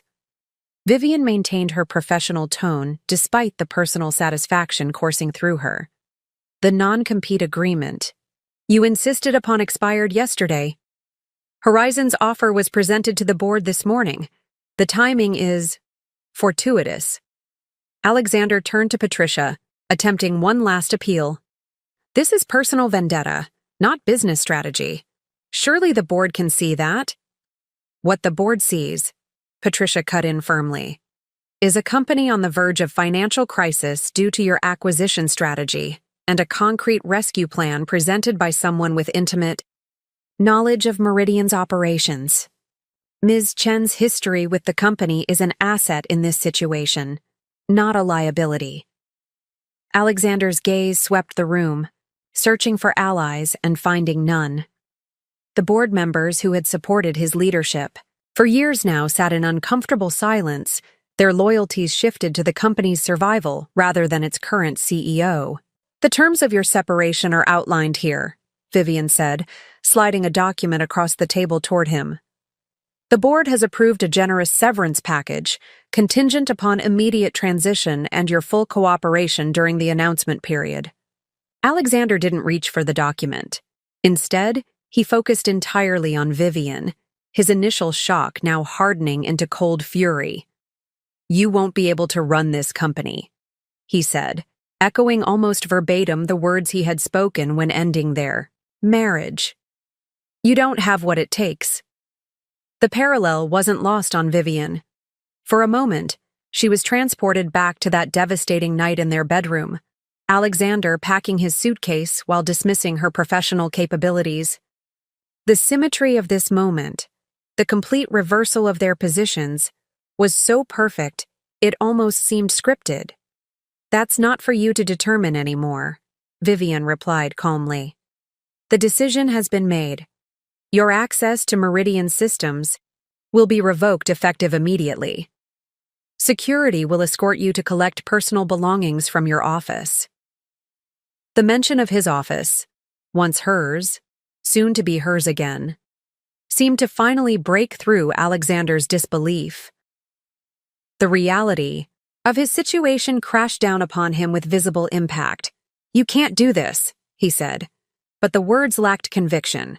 The shareholders will be informed of the change in leadership before markets open tomorrow, Patricia interjected.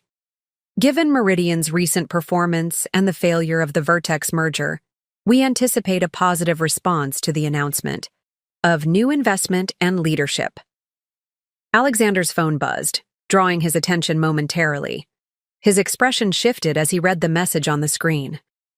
Natalie says IT just locked her out of the system, he said, looking up with renewed anger. What is this, Vivian? A purge of everyone associated with me? Not at all, Vivian replied. Ms. Barnes has valuable skills. She'll be offered a position in our Portland office, should she wish to remain with the company. The deliberate echo of how Alexander had handled Natalie's role in Vivian's own removal was subtle, but unmistakable. Portland was a secondary office, far from the decision-making center of Seattle. A significant demotion without being an outright termination. Alexander's laugh was bitter. So that's what this is. Revenge served cold, is that it? Vivian met his gaze directly. This isn't about revenge, Alexander.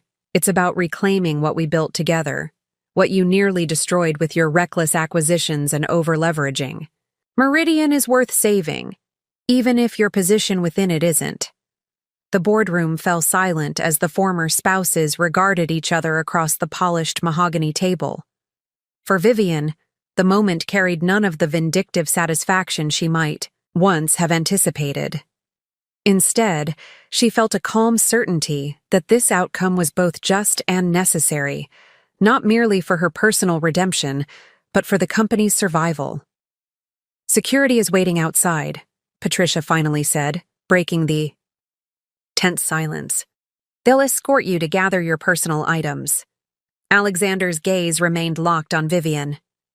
This isn't over, he said quietly. Actually, it is, Vivian replied with finality. Goodbye, Alexander. As security personnel entered the boardroom, Alexander finally reached for the separation agreement, tucking it into his suit jacket without reading it. His movements were stiff, mechanical, a man operating on autopilot as his reality reconstructed itself around him. Vivian watched as he was escorted from the room, his tall frame suddenly seeming diminished, his confident stride replaced by halting steps. The parallels to her own departure 2 years earlier were striking. The box of personal items, the revoked access, the watching eyes of colleagues as a once powerful executive was reduced to a departing employee. When Alexander had disappeared from view, Patricia turned to Vivian. That was intense, she observed, but handled well. Thank you, Vivian replied, already refocusing on the tasks ahead. We should meet with the executive team immediately. They'll need reassurance and clear direction before tomorrow's announcement. As they prepared to address Meridian's leadership team, Vivian's phone buzzed with a message from Eleanor Blackwell. Contract signed. Funding secured. Congratulations. CEO Chen. The simple text marked the official completion of Vivian's transformation from discarded co-founder to returning savior. In just 2 years, she had rebuilt herself professionally, created a successful investment firm, and positioned herself perfectly to reclaim what had been taken from her. As word of the leadership change spread through Meridian's headquarters, Vivian could feel the atmosphere shifting. Tension gave way to cautious optimism. Uncertainty transformed into possibilities. Employees who had witnessed her departure now watched her return with expressions ranging from shock to relief to undisguised hope. Alexander didn't reach for the document. Instead, he focused entirely on Vivian, his initial shock now hardening into cold fury. You won't be able to run this company, he said, echoing almost verbatim the words he had spoken when ending their marriage. You don't have what it takes. The parallel wasn't lost on Vivian. For a moment, she was transported back to that devastating night in their bedroom, Alexander packing his suitcase while dismissing her professional capabilities. The symmetry of this moment, the complete reversal of their positions, was so perfect it almost seemed scripted. That's not for you to determine anymore, Vivian replied calmly. The decision has been made. Your access to Meridian systems will be revoked effective immediately. Security will escort you to collect personal belongings from your office. The mention of his office, once hers, soon to be hers again, seemed to finally break through Alexander's disbelief. The reality of his situation crashed down upon him with visible impact. You can't do this, he said. But the words lacked conviction. The shareholders will be informed of the change in leadership before markets open tomorrow, Patricia interjected. Given Meridian's recent performance and the failure of the Vertex merger, we anticipate a positive response to the announcement of new investment and leadership. Alexander's phone buzzed, drawing his attention momentarily. His expression shifted as he read the message on the screen. Natalie says IT just locked her out of the system, he said, looking up with renewed anger. What is this, Vivian? A purge of everyone associated with me? Not at all, Vivian replied. Ms. Barnes has valuable skills. She'll be offered a position in our Portland office should she wish to remain with the company. The deliberate echo of how Alexander had handled Natalie's role in Vivian's own removal was subtle but unmistakable. Portland was a secondary office, far from the decision-making center of Seattle, a significant demotion without being an outright termination. Alexander's laugh was bitter. So that's what this is. Revenge served cold, is that it? Vivian met his gaze directly. This isn't about revenge, Alexander. It's about reclaiming what we built together, what you nearly destroyed with your reckless acquisitions and over-leveraging. Meridian is worth saving, even if your position within it isn't. The boardroom fell silent as the former spouses regarded each other across the polished mahogany table. For Vivian, the moment carried none of the vindictive satisfaction she might once have anticipated. Instead, she felt a calm certainty that this outcome was both just and necessary, not merely for her personal redemption, but for the company's survival. Security is waiting outside, Patricia finally said, breaking the tense silence. They'll escort you to gather your personal items. Alexander's gaze remained locked on Vivian. This isn't over, he said quietly. Actually, it is, Vivian replied with finality. Goodbye, Alexander. As security personnel entered the boardroom, Alexander finally reached for the separation agreement, tucking it into his suit jacket without reading it. His movements were stiff, mechanical, a man operating on autopilot as his reality reconstructed itself around him. Vivian watched as he was escorted from the room, his tall frame suddenly seeming diminished, his confident stride replaced by halting steps. The parallels to her own departure 2 years earlier were striking. The box of personal items, the revoked access, the watching eyes of colleagues as a once powerful executive was reduced to a departing employee. When Alexander had disappeared from view, Patricia turned to Vivian. That was intense, she observed, but handled well. Thank you, Vivian replied, already refocusing on the tasks ahead. We should meet with the executive team immediately. They'll need reassurance and clear direction before tomorrow's announcement. As they prepared to address Meridian's leadership team, Vivian's phone buzzed with a message from Eleanor Blackwell. Contract signed. Funding secured. Congratulations. CEO Chen. The simple text marked the official completion of Vivian's transformation from discarded co-founder to returning savior. In just 2 years, she had rebuilt herself professionally, created a successful investment firm, and positioned herself perfectly to reclaim what had been taken from her.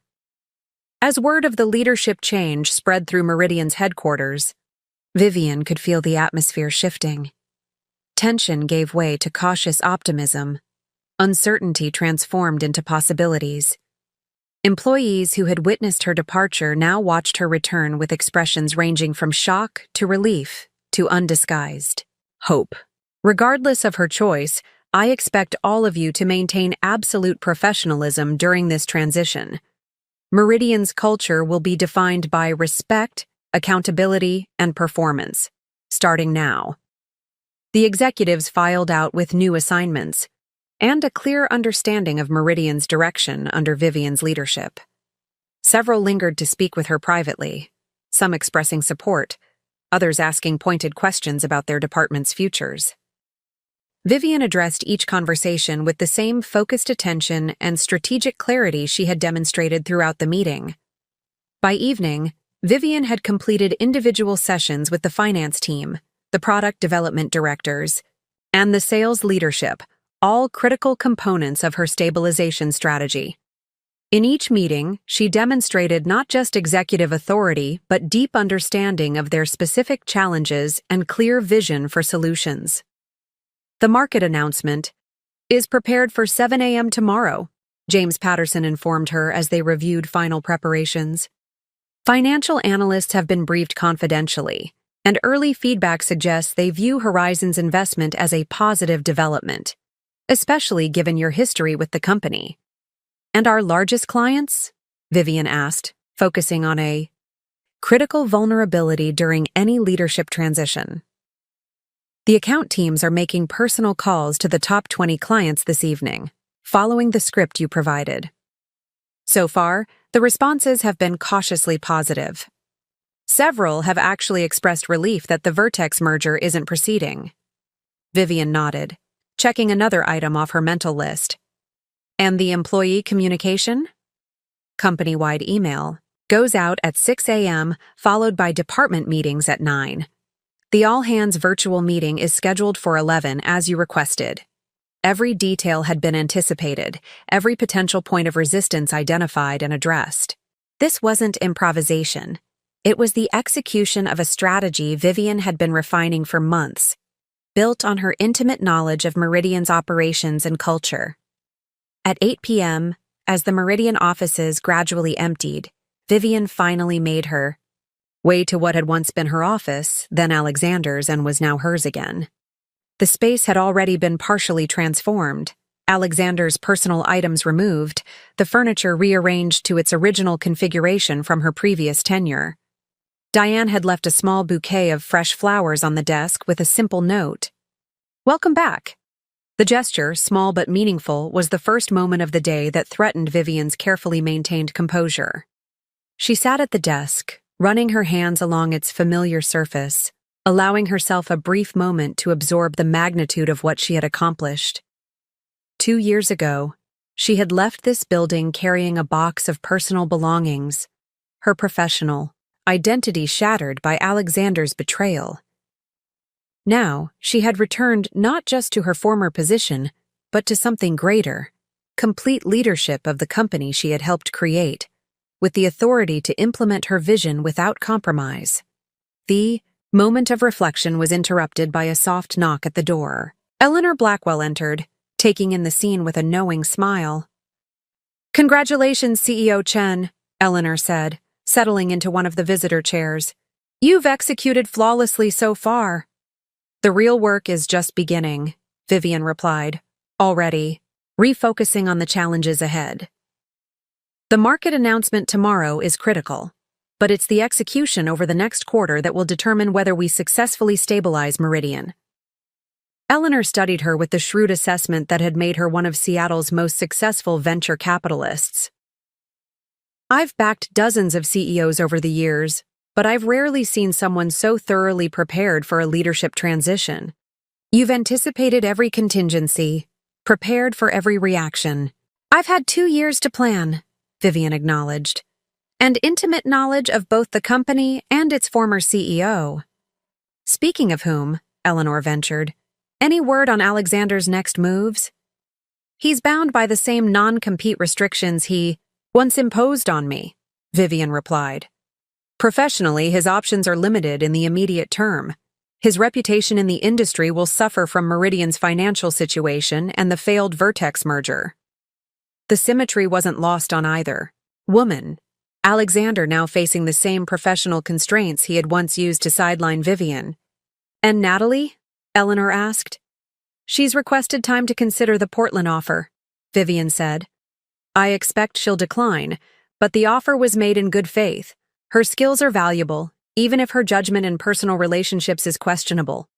Eleanor laughed, a rare break in her typically composed demeanor. You're handling this with remarkable grace. In your position, many would be tempted toward more direct retribution. Vivian's expression remained thoughtful. Revenge was never the objective. Reclaiming what was taken from me, yes. Proving Alexander wrong about my capabilities, certainly. But Meridian itself was always the ultimate goal, ensuring the company we built survives and thrives. Her phone buzzed with an incoming message, the final confirmation from the legal team that all documents were in order for tomorrow's announcement. Another item checked off her meticulously prepared list. I should go, Eleanor said, rising. You have a momentous day ahead. The investment committee is extremely pleased with how you've managed the transition thus far.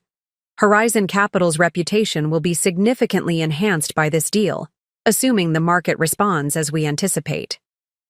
After Eleanor departed, Vivian continued working well into the night, reviewing client data, refining her presentation for the all-hands meeting, and preparing responses for the inevitable media inquiries that would follow tomorrow's announcement. Midnight, she finally allowed herself to leave the office, the building now quiet except for the security team. As she rode the elevator down to the lobby, Vivian reflected on the contrast with her last departure from this building 2 years ago. The difference between leaving in defeat and departing as the leader who would return tomorrow to chart a new course. Outside, Seattle's night sky was clear, the city lights reflecting off Puget Sound in the distance. Vivian paused on the sidewalk, looking up at Meridian's headquarters, the illuminated floors marking where teams were still working, the darkened windows of Alexander's now empty office. The personal satisfaction she felt was undeniable, but it was secondary to a deeper sense of professional vindication. The past 24 hours had demonstrated not just that Vivian could reclaim her position at Meridian, but that she was unquestionably the right person to lead the company through its current challenges. Her competence hadn't been just asserted. It had been proven through detailed financial analysis, strategic clarity, and operational precision. The executive team had seen it. The board had recognized it. Tomorrow, the market and Meridian's employees would witness it as well. As Vivian drove home, her mind was already mapping out the critical path for the weeks ahead. The immediate crisis had been addressed through Horizon's investment, but sustainable recovery would require fundamental changes to Meridian's operations, culture, and growth strategy. Changes that only someone with Vivian's unique perspective could implement effectively. In the quiet of her car, with Seattle's skyline fading in the rearview mirror, Vivian allowed herself a moment of reflection on the journey that had brought her to this point. The devastation of Alexander's betrayal had indeed been the catalyst for her transformation, but it was her own resilience, strategic thinking, and professional growth that had made this outcome possible. Alexander had once told her she lacked the ruthlessness necessary for business success. What he had failed to recognize was that true leadership wasn't about ruthlessness, but about persistence, vision, and the capacity to build rather than simply acquire. These were the qualities Vivian had demonstrated not just in reclaiming her position at Meridian, but in how she planned to save the company from the very vulnerabilities Alexander's leadership had created. Tomorrow would bring new challenges: skeptical analysts to convince, nervous employees to reassure, strategic changes to implement. But tonight, as CEO Vivian Chen prepared for her first official day leading Meridian Enterprises, she did so with the absolute confidence of someone who had proven not just that she could survive betrayal, but that she could transform it into the foundation for her greatest professional triumph. The announcement of Vivian Chen's return to Meridian Enterprises as CEO created waves that extended far beyond the company's Seattle headquarters. By mid-morning on her first official day, the story had been picked up by major business publications, technology blogs, and local news outlets across the country. Meridian co-founder returns as CEO following failed merger attempt, read the headline in the Wall Street Journal. Tech's most dramatic comeback. Vivian Chen reclaims company after ex-husband's ouster, proclaimed TechCrunch, taking a more personal angle. The Seattle Business Chronicle was even more direct. Meridian's prodigal founder returns to save company from ex-husband's missteps. Meridian's stock, which had been in steady decline for months, jumped 31% in the first hour of trading following the announcement. Financial analysts who had previously expressed concerns about the company's direction now cautiously upgraded their ratings, citing experienced leadership and strategic realignment as positive indicators. Inside Meridian's headquarters, the ripple effects of the leadership change manifested in more personal ways. Employees gathered in small groups, discussing the dramatic developments with a mixture of shock, excitement, and in some cases, concern about what the change might mean for their own positions. "I was here when she left 2 years ago," a veteran developer explained to newer colleagues in the break room.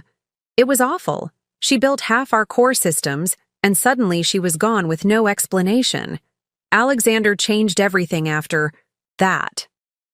"Is it true they were married?" asked a young UX designer who had joined during Alexander's tenure. "Married and co-founders," confirmed a project manager. "They built Meridian together from nothing. Then he left her for Natalie and pushed her out of the company." "And now she's back as his boss," the designer marveled. "That's some serious karma." Similar conversations echoed throughout the building as employees processed the implications of this corporate and personal drama. For many who had worked under Alexander's increasingly erratic leadership, Vivian's return represented hope for stability and a return to the company's original values. For others, particularly those hired during Alexander's sole leadership, it created uncertainty about their future in a reorganized Meridian.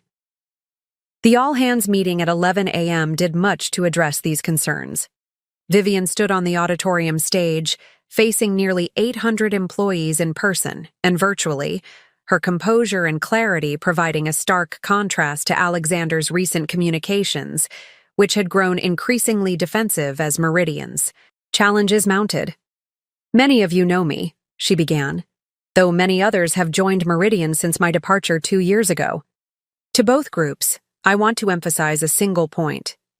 Today marks not just a change in leadership, but a recommitment to the foundational principles that made Meridian successful in the first place: technical excellence, financial sustainability, and a corporate culture that values both innovation and pragmatism." For the next 30 minutes, Vivian outlined her vision for Meridian's future, acknowledging the company's current challenges while presenting a clear path forward. She was transparent about the necessary changes ahead, including the termination of the Vertex merger and a comprehensive review of recent acquisitions, while reassuring employees that these changes were aimed at strengthening Meridian, not dismantling it. "I've spent the past 2 years observing this industry from a different perspective," she explained. "That perspective, combined with my historical knowledge of Meridian's operations, gives me confidence that we can address our current challenges and emerge stronger for having faced them." The employee response was overwhelmingly positive, with spontaneous applause interrupting her several times. The chat function in the virtual broadcast scrolled with messages of support and questions about specific initiatives, many expressing relief at the change in direction. By afternoon, the ripple effects had extended to Meridian's client base. Account managers reported enthusiastic responses from customers who had grown concerned about service quality and product development under Alexander's leadership. Westfield Financial just called to reinstate their enterprise contract, reported Samantha Okafor, head of client services, during the afternoon executive briefing. They specifically cited the leadership change as the deciding factor. 3 other major accounts that were on the fence have requested meetings with Vivian directly. The positive momentum continued throughout the day, but not all ripples were favorable. Shortly after markets closed, Vivian received word that Natalie Barnes had declined the Portland position and instead accepted a role at Vertex Solutions, the very company whose merger with Meridian had recently failed. "That's concerning," James Patterson observed when Vivian shared this development during their end-of-day meeting. "She knows a lot about our internal operations, client relationships, and strategic plans."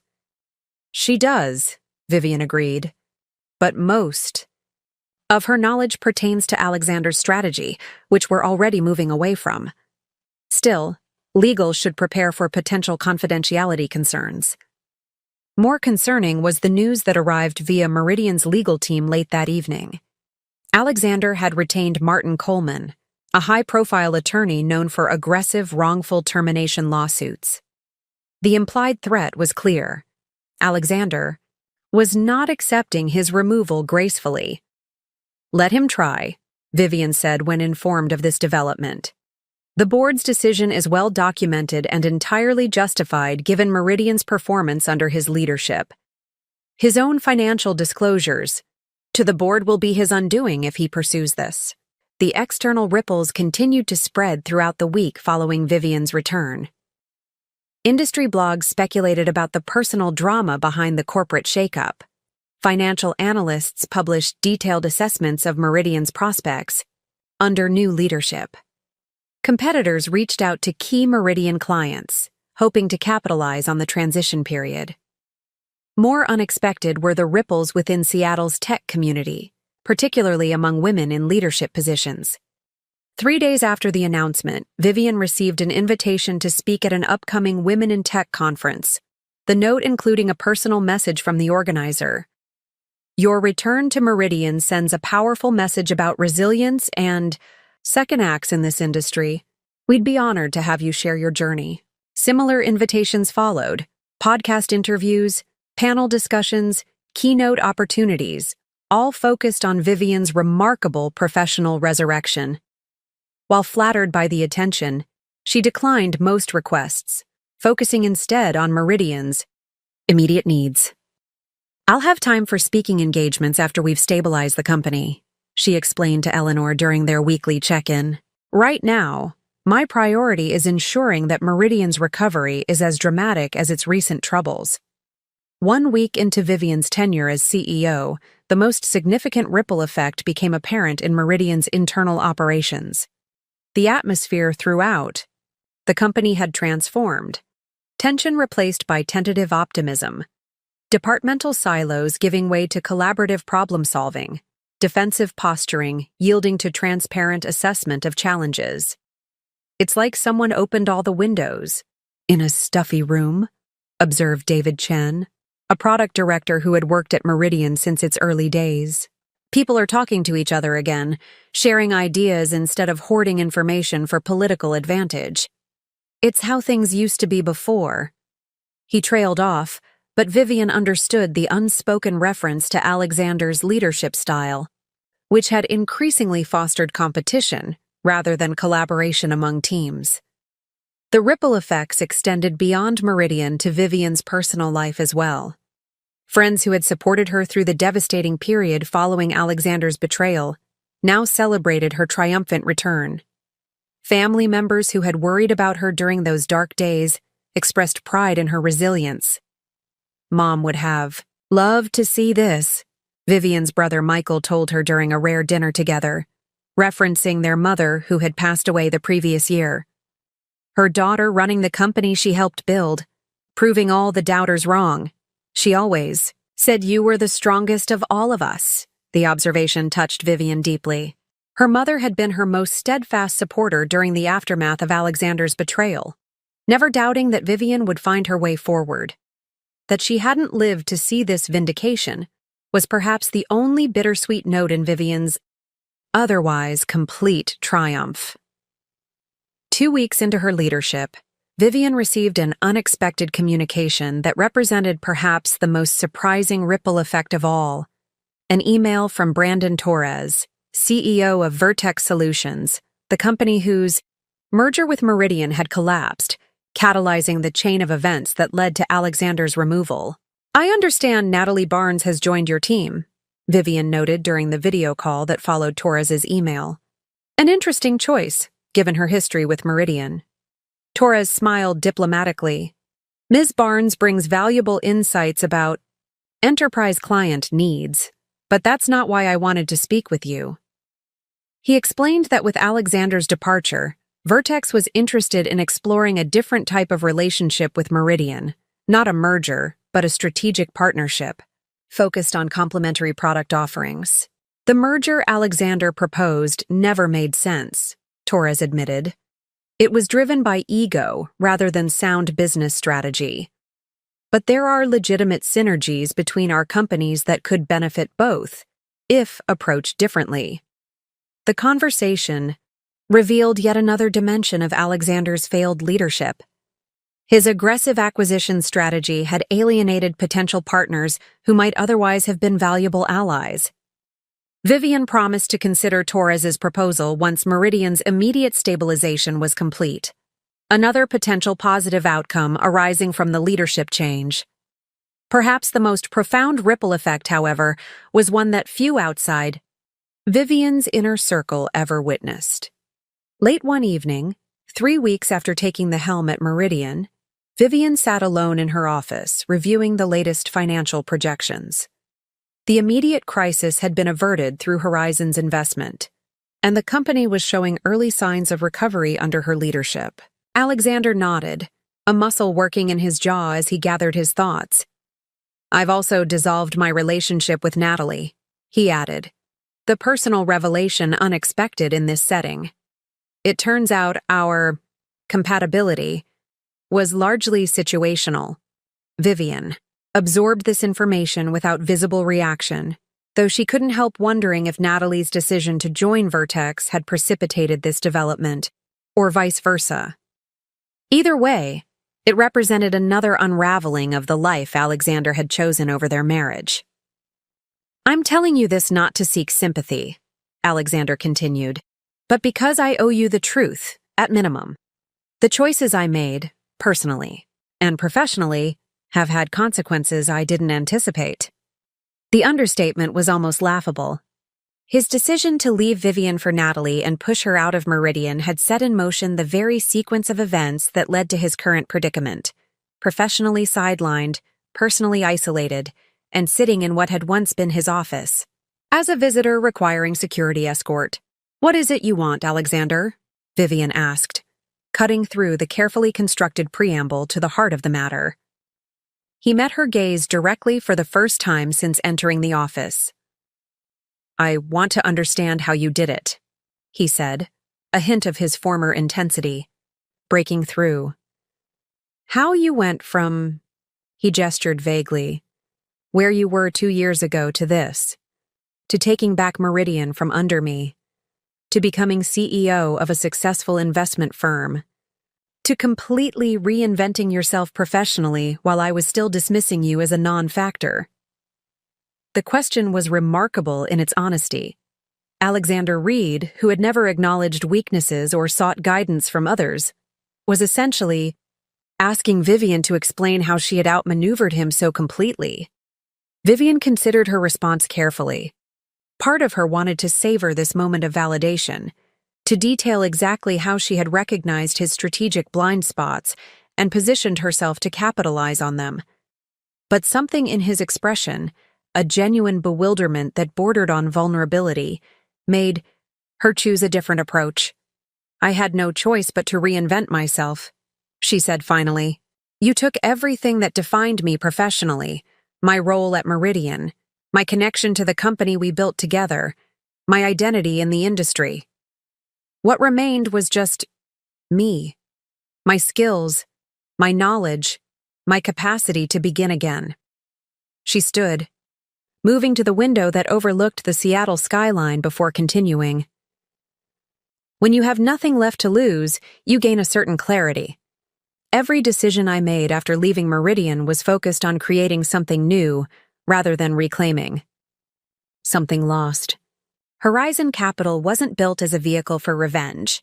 It was built because I recognized an opportunity in the market for the specific expertise I could provide. Alexander listened intently, his expression suggesting he was genuinely trying to understand. And acquiring Meridian? That wasn't about revenge? Vivian turned back to face him. Meridian was a distressed asset with strong fundamentals being mismanaged toward insolvency. It was exactly the type of opportunity Horizon was, created to identify and address. That I had personal history with the company made the analysis more accurate, not less valid. She returned to her seat, meeting his gaze directly. Would another investor have stepped in if Horizon hadn't? Possibly. Would they have understood Meridian's potential as thoroughly as I did? Unlikely. My history with this company was a competitive advantage in recognizing both its vulnerabilities and its unrealized value. Alexander absorbed this, his expression a complex mixture of respect and residual defensiveness. You make it sound inevitable, as if I was destined to fail and you to succeed. Not destined, Vivian corrected, but predictable, given our respective approaches. You pursued growth at any cost, leveraging the company beyond sustainable levels, to fuel acquisition after acquisition. I advocated for strategic growth balanced with operational excellence. The market ultimately confirmed which approach was sound. The assessment was clinical rather than accusatory, but Alexander flinched, slightly nonetheless.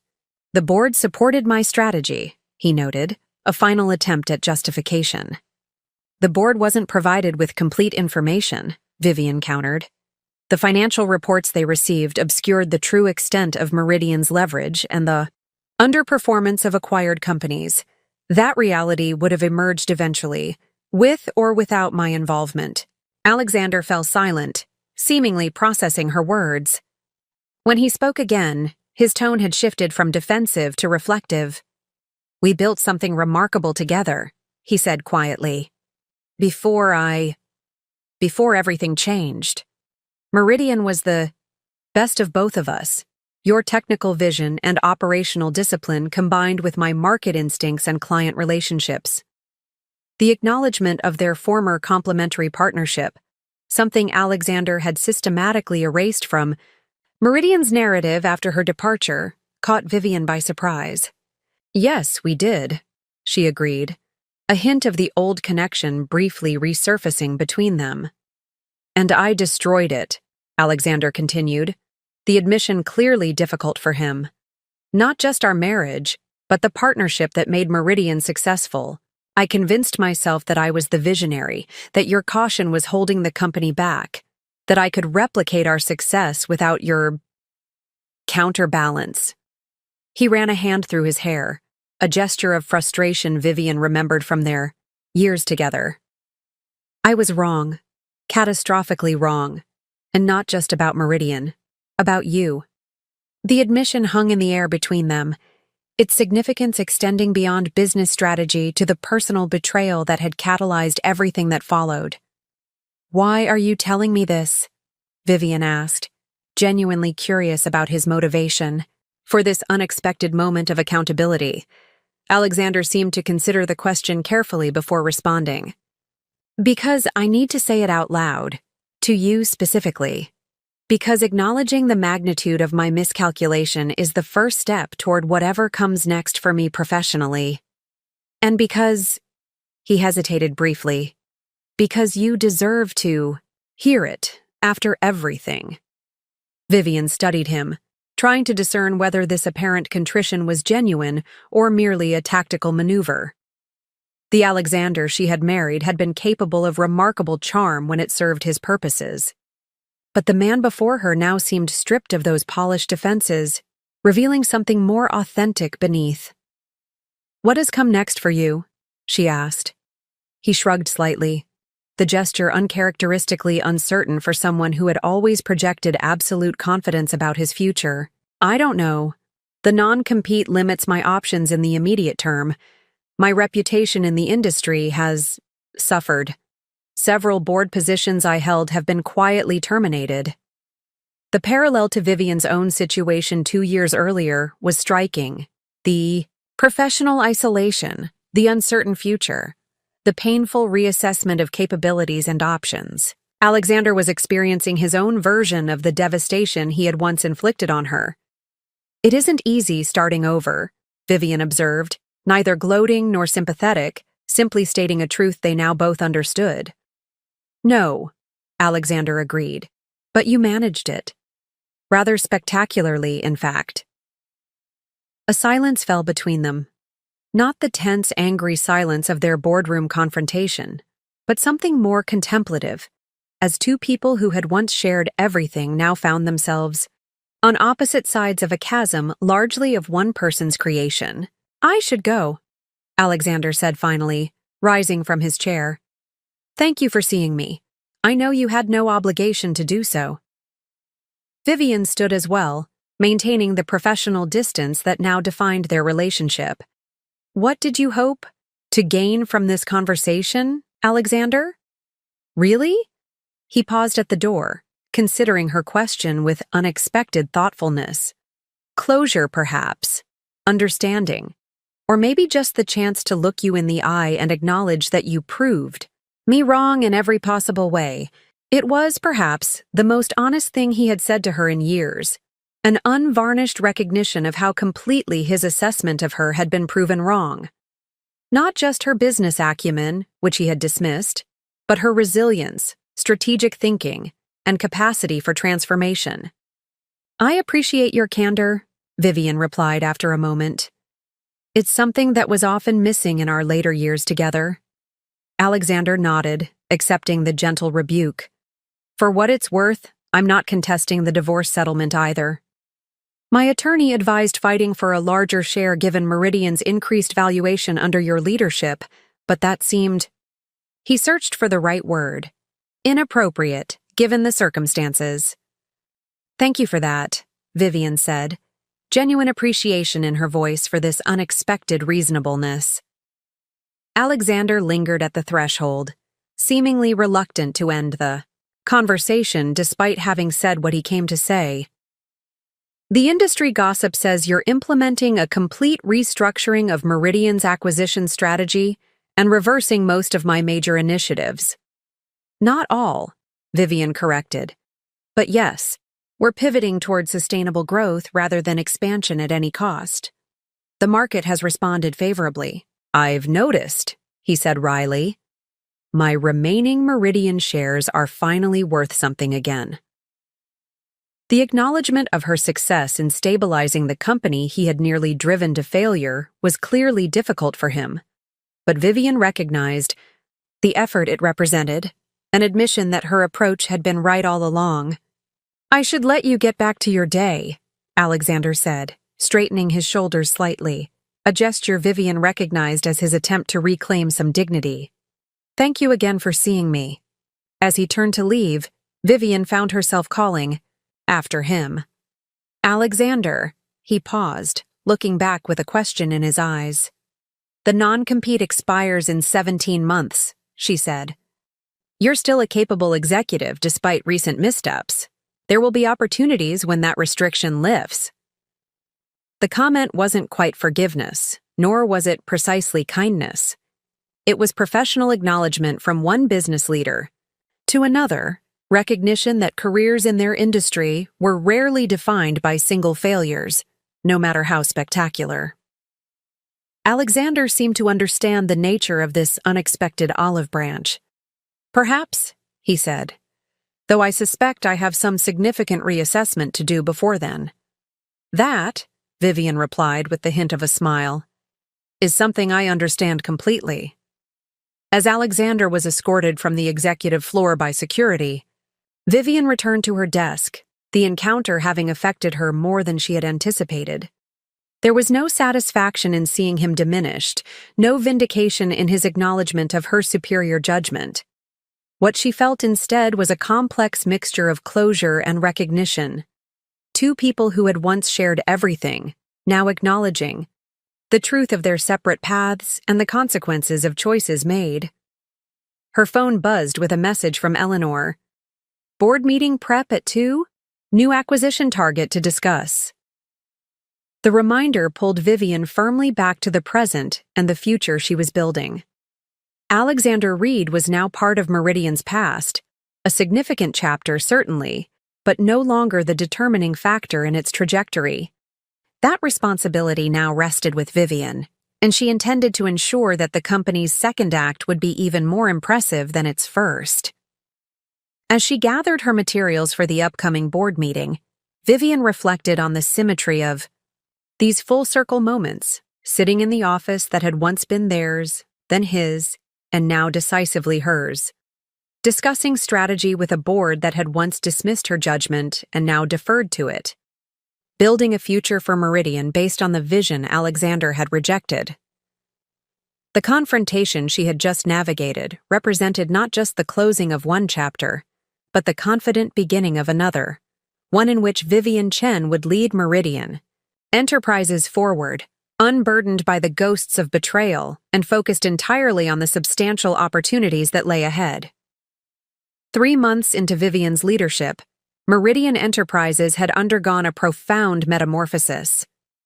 The transformation extended far beyond financial statements and organizational charts. It permeated the physical environment, corporate culture, and even the energy that greeted visitors when they stepped off the elevator on the executive floor. The most visible changes began with the headquarters itself. Under Alexander's leadership, Meridian's office space had gradually evolved to reflect his personal aesthetic, imposing, status-oriented, and designed to intimidate rather than inspire. Dark woods, heavy furniture, closed doors, and hierarchical seating arrangements had signaled a top-down culture where information flowed in carefully controlled channels.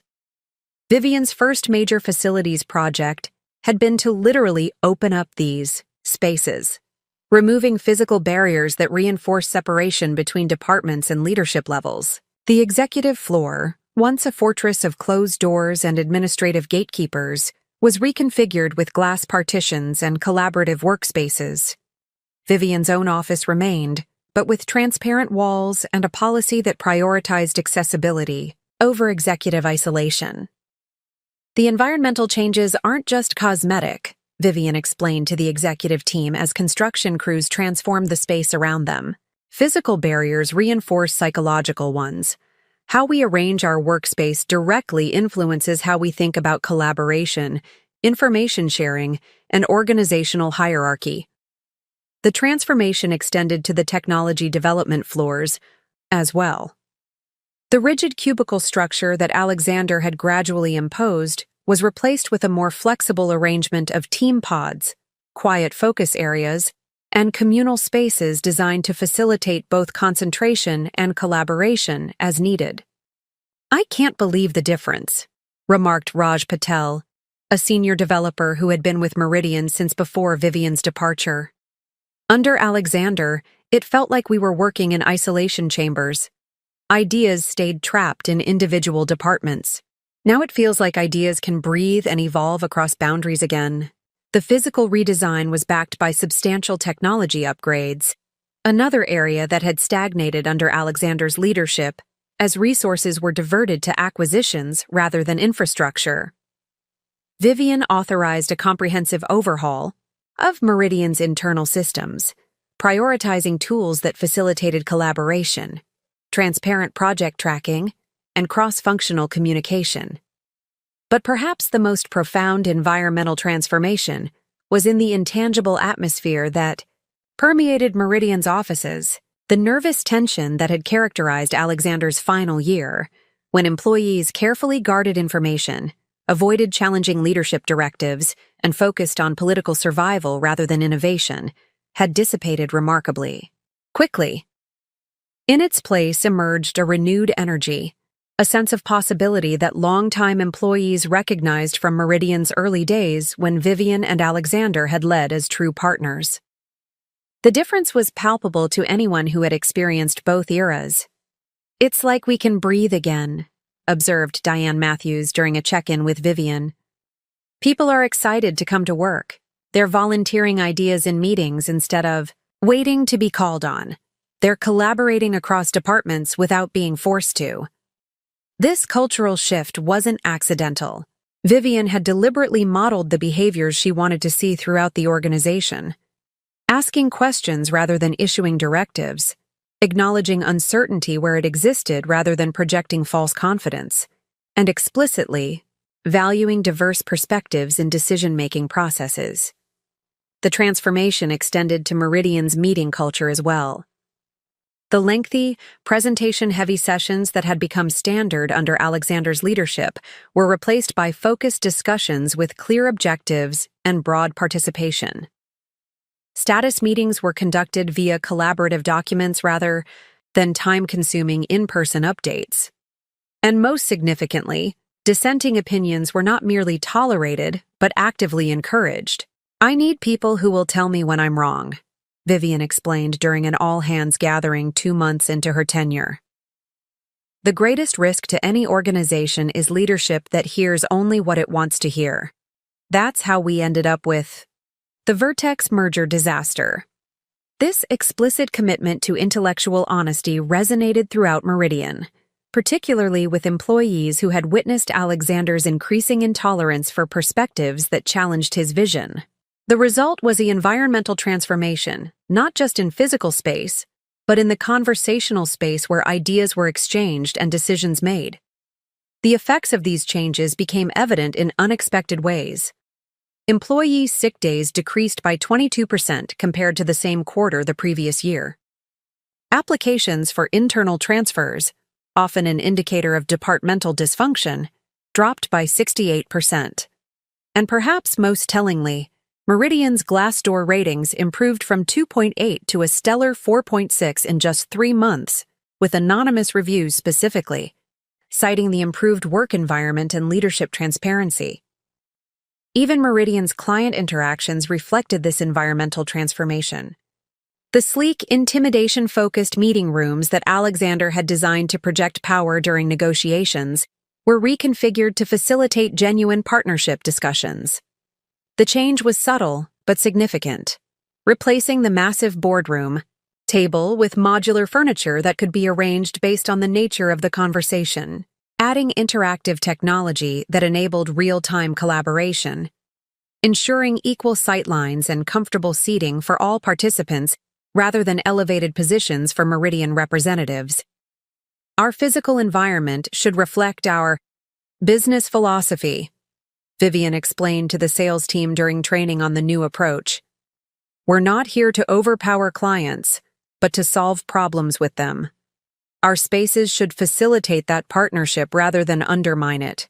The client response was overwhelmingly positive. Several major accounts that had been considering moving to competitors specifically cited the shift in Meridian's approach as a factor in their decision to renew contracts. "It's not just that the software is better," explained the CTO of Westfield Financial during a renewal discussion. "It's that working with Meridian feels different now. We're treated like partners rather than targets. Our feedback is actually incorporated rather than dismissed." 6 weeks into these transformations, Vivian received an unexpected email from Lisa Kwan, the former VP of Product Development, who had warned her about Alexander's plans 2 years earlier. Lisa had left Meridian during Alexander's tenure, joining a smaller competitor where she had subsequently been promoted to Chief Product Officer. "I visited Meridian yesterday for a potential partnership discussion," Lisa wrote. "I almost didn't recognize the place. Not just the physical changes, but the energy of the people. Whatever you're doing, it's working. For the first time in years, I felt a twinge of regret about leaving." The message reinforced what Vivian was increasingly recognizing. The environmental transformation of Meridian under her leadership wasn't just about undoing Alexander's mistakes or returning to some earlier version of the company. It was about creating something new, a synthesis that combined the innovative spirit of Meridian's early days with the strategic clarity and operational discipline Vivian had developed during her time building Horizon Capital. The transformation extended to Meridian's branding and external presence as well. The aggressive, competition-focused messaging that had characterized Alexander's marketing approach was replaced by communication that emphasized problem-solving, client success, and sustainable innovation. The corporate website was redesigned to highlight client case studies rather than Meridian's size or market position. Press releases focused on product improvements and client outcomes rather than acquisitions and growth metrics. "We're shifting the narrative," Vivian explained to the marketing team. "Meridian isn't about dominating markets. It's about solving real problems with sustainable technology solutions. That's the company we originally built, and it's the company we're becoming again, just with greater scale and capability." This realignment of Meridian's external identity with its internal transformation created a powerful coherence that resonated with employees, clients, and industry observers alike. The company wasn't just saying it had changed, it was demonstrating that change in every aspect of its operations and interactions. 3 months after taking control of Meridian, Vivian stood in the center of the transformed executive floor, observing the activity around her.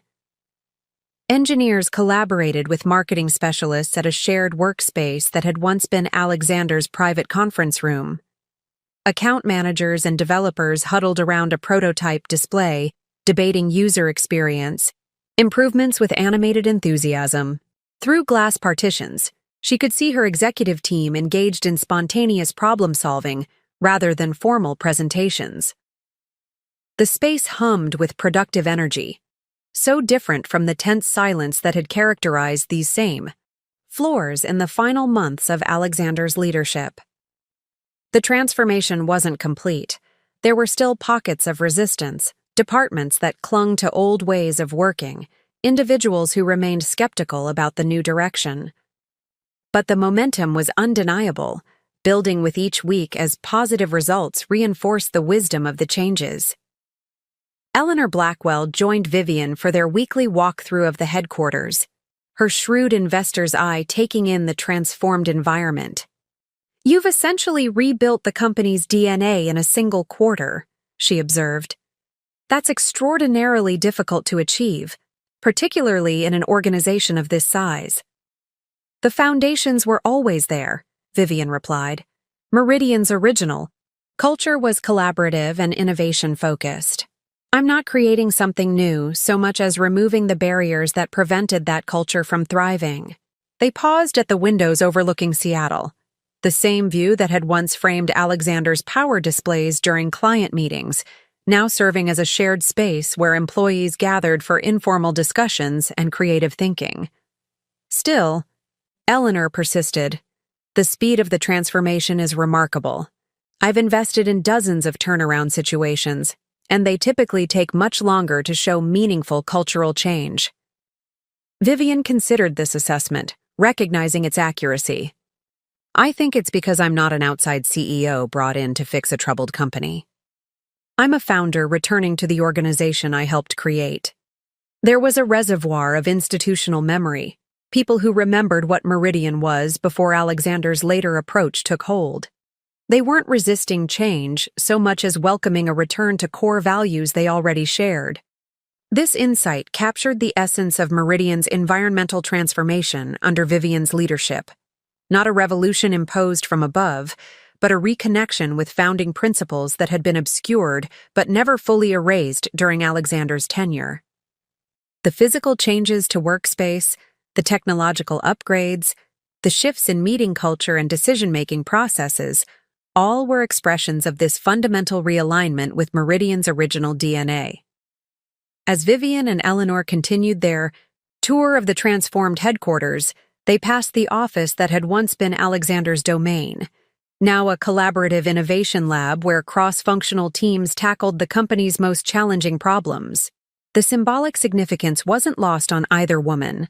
The space once reserved for individual power was now dedicated to collective intelligence. The environmental transformation of Meridian Enterprises under Vivian's leadership had indeed been remarkably swift and comprehensive. But its true significance lay not in the changed physical spaces or reorganized departments, but in how these environmental shifts enabled and reinforced a deeper transformation in how Meridian functioned, innovated, and engaged with both employees and clients. This was no mere cosmetic renovation. but a fundamental reimagining of what Meridian could be. A vision that Vivian had carried with her through the darkest days after Alexander's betrayal, and was now bringing to life with the full resources and authority of her position as CEO. 6 months after Vivian Chen assumed leadership of Meridian Enterprises, the quarterly earnings call provided undeniable evidence of the company's remarkable transformation. Financial analysts who had been skeptical about yet another leadership change now found themselves confronted with metrics that told a compelling story of recovery and renewed growth.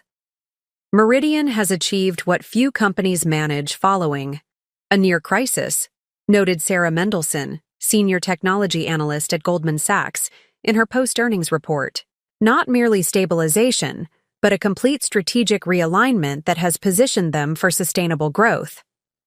CEO Vivian Chen has effectively salvaged a company that was rapidly approaching a liquidity crisis under previous leadership. The numbers validated this assessment. Revenue had stabilized and begun growing again, with a 12% increase quarter over quarter. Operating margins had improved from a concerning 8% to a healthy 22% through strategic cost management and operational efficiencies. Most impressively, client retention had rebounded from 74% to 91%, a dramatic reversal of the downward trend that had characterized Alexander's final year. Our focus has been on fundamentals, Vivian explained during the earnings call, her confidence evident as she walked analysts through the results. Rather than pursuing growth at any cost, we've prioritized client satisfaction, product excellence, and strategic partnership development. The financial results reflect the wisdom of this balanced approach. The market responded enthusiastically, with Meridian's stock climbing 17% in the day following the earnings announcement. Financial news channels that had previously run segments questioning Meridian's viability now featured analysts praising its dramatic turnaround. Chen has essentially executed a masterclass in corporate recovery, observed Michael Fierro on CNBC's Closing Bell. She inherited a company with dangerous leverage levels, declining client satisfaction, and a failed merger attempt. 6 months later, Meridian is once again being viewed as a potential industry leader rather than an acquisition target. This external validation was gratifying, but for Vivian, the most meaningful evidence of success came from within Meridian itself. Employee surveys revealed a transformation in morale and engagement that mirrored the financial improvements. Overall, employee satisfaction had increased from 62% to 87%. Reported incidents of workplace stress had decreased by 41%, and perhaps most tellingly, voluntary departures had dropped by 68% compared to the same period the previous year. People aren't just staying because the company is stable again, observed Samantha Okafor, the newly promoted Chief People Officer. They're staying because they believe in the direction we're heading. They can see the connection between their work and Meridian's success in a way that had become obscured. This renewed sense of purpose was evident in the product development teams as well. Under Alexander's leadership, innovation had increasingly focused on features that could be marketed for competitive advantage rather than solving genuine client problems. As a result, Meridian's once legendary product reputation had gradually eroded, with clients increasingly viewing their offerings as flashy but superficial. Vivian's reorientation of the product strategy toward substantive improvement was already yielding results. The latest release of Meridian's flagship enterprise management platform had received the highest client satisfaction ratings in 3 years. Industry reviewers noted the software's improved performance, intuitive design, and thoughtful integration of features that addressed long-standing client pain points. "It's like they're actually listening to us again," remarked the CIO of Barton Healthcare, a major Meridian client who had been considering switching providers before Vivian's return.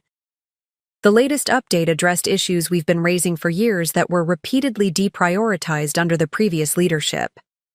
Perhaps the most convincing evidence of Meridian's successful transformation came in the form of client acquisition and retention metrics. Under Alexander's leadership, The sales team had been incentivized to focus almost exclusively on new client acquisition, often at the expense of maintaining relationships with existing clients. The result had been an expensive churn cycle, with new clients being signed at premium rates, while established customers quietly departed. Vivian had restructured both the sales strategy and compensation model to prioritize long-term client partnerships over short-term acquisition metrics. The results were remarkable. Not only had client retention improved dramatically, but the cost of sales had decreased by 31% as more business came through referrals and expanded engagements with existing clients. We're no longer selling to clients. We're solving problems with them, explained Marcus Rodriguez, the newly appointed Chief Revenue Officer who had previously worked with Vivian during Meridian's early days. That fundamental shift in approach has transformed how our clients view their relationship with Meridian, from vendor to partner. This transformation was perhaps best illustrated by the case of Westfield Financial, which had reduced its Meridian contract by 60% during Alexander's final year and had been on the verge of complete departure. 6 months into Vivian's leadership, Westfield had not only restored its original contract value, but had expanded it by an additional 25%, specifically citing Meridian's renewed focus on client success as the determining factor. The Westfield recovery isn't just about revenue, Vivian noted during the executive team's monthly strategy session. It's validation of our entire approach. When we focus on creating genuine value for clients rather than extracting maximum revenue, we actually achieve better financial outcomes. The evidence of success extended to Meridian's competitive position as well. Under Alexander's leadership, the company had increasingly relied on aggressive pricing and marketing tactics to compete, often making promises that the product couldn't fully deliver. The resulting reputation damage had made it increasingly difficult to win deals against more focused competitors. Vivian's strategic reset had repositioned Meridian in the market, emphasizing areas where the company could genuinely claim competitive advantage while being transparent about limitations. This authentic approach, combined with the substantial product improvements, had resulted in a 23% increase in competitive win rate despite less aggressive pricing.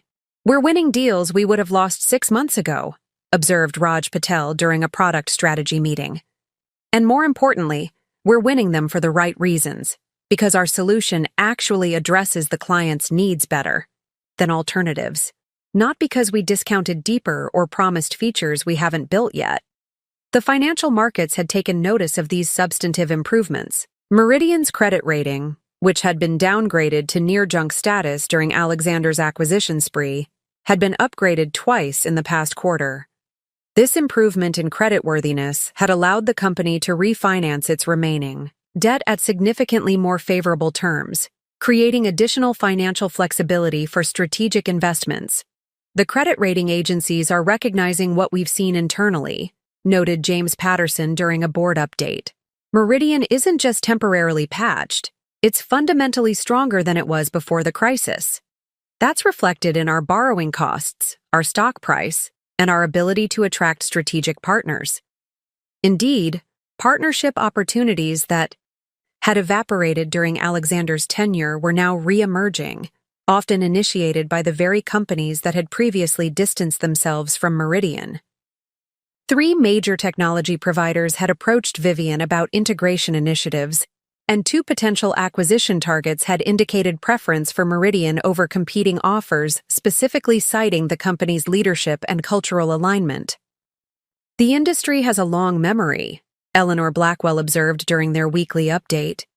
Companies remember both how Alexander conducted business and how Meridian operated when you were involved in leadership before. The contrast has created an opportunity to rebuild relationships that many thought were permanently damaged. For Vivian, perhaps the most meaningful evidence of success came during an all-hands meeting marking her 6-month anniversary as CEO. As she concluded her presentation on the company's progress and future direction, something unexpected happened. The assembled employees rose in spontaneous applause, their faces reflecting not just professional appreciation, but genuine emotional connection to the company's revival. Later, as she reviewed the anonymous feedback submitted following the meeting, one comment particularly stood out. 2 years ago, I was updating my resume and planning my exit. Today, I'm proud to tell people I work at Meridian again. Thank you for bringing back the company we believed in. This sentiment was echoed in dozens of similar comments, each reflecting a personal experience of Meridian's transformation under Vivian's leadership.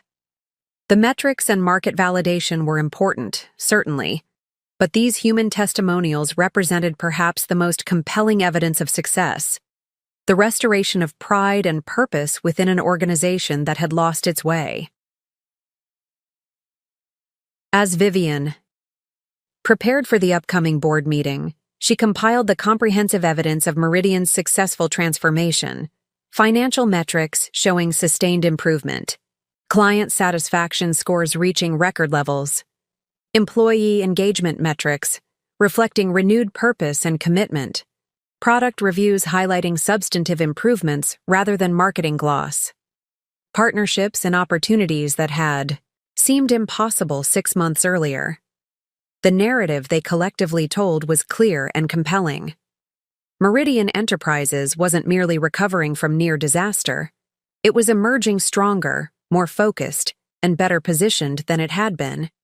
Even before Alexander's missteps, the transformation wasn't just a return to stability, but an evolution towards something more sustainable and valuable than what had existed before. For Vivian personally, this evidence of success carried profound meaning beyond professional validation. Each improved metric, each positive client interaction, each engaged employee represented the vindication of her vision for what Meridian could be, the vision Alexander had dismissed as overly cautious and insufficient for market leadership as ROI. She reviewed the final slides for her board presentation. Vivian reflected on the journey that had brought her to this moment. The devastation of Alexander's betrayal, both personal and professional, had forced her to rebuild herself from the ground up. That painful process had ultimately equipped her with exactly the skills, perspective, and resilience needed to rescue and transform the company they had once built together. The evidence of success surrounding her wasn't just proof that she had been right and Alexander wrong, though that validation was certainly present.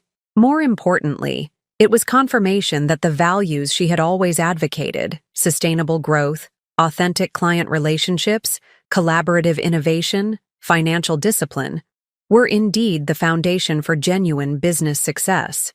The quarterly numbers told a story of remarkable corporate recovery, but for Vivian Chen, they represented something even more significant: the culmination of a personal and professional journey from betrayed co-founder to triumphant CEO, from discarded partner to visionary leader, whose approach had been unequivocally validated by the very market Alexander had claimed she didn't understand. This, perhaps, was the most meaningful evidence of success. Not that she had proven Alexander wrong, but that she had proven herself right, creating in the process a stronger, more vibrant Meridian than had ever existed before. 1 year to the day, after Vivian Chen assumed leadership of Meridian Enterprises, she stood at the floor-to-ceiling windows of her office, watching the Seattle sunset paint the skyline in hues of gold and amber. The symbolism of the anniversary wasn't lost on her. One complete cycle from crisis to recovery, from uncertainty to validated success, from professional devastation to triumphant return. The past 12 months had transformed not just Meridian, but Vivian herself. The woman who had entered this building as the new CEO, determined, strategic, and focused on reclaiming what had been taken from her, had evolved into something more complex and perhaps more powerful. The journey had changed, her in ways she was only now beginning to fully understand. A gentle knock at the door interrupted her reflection. Eleanor Blackwell entered, carrying a small gift bag and wearing an unusually warm smile. "I thought the occasion deserved acknowledgement," Eleanor said, placing the bag on Vivian's desk. 1 year of the most remarkable corporate turnaround I've witnessed in 3 decades of investing. Vivian opened the gift to find a beautiful crystal paperweight etched with a simple message: Vision vindicated. The sentiment brought an unexpected lump to her throat. "Thank you," she said, genuinely touched by the gesture from her typically reserved mentor and investor. "It's been quite a year." "That," Eleanor replied, "is an understatement of spectacular proportions." They settled into the comfortable seating area that had replaced Alexander's imposing conference table, the city lights beginning to twinkle beneath them as darkness fell. Horizon Capital's investment in Meridian has yielded a 218% return in 12 months, Eleanor noted, her investors' precision never far from the surface. "From a purely financial perspective, it's been an unqualified success. But I suspect the metrics that matter most to you are different." Vivian nodded, considering the question. "The financial recovery was necessary, of course. But you're right. That's not how I measure success, at least not primarily." She gestured toward the open office space beyond her glass walls, where even, at this evening hour, teams were engaged in animated collaboration.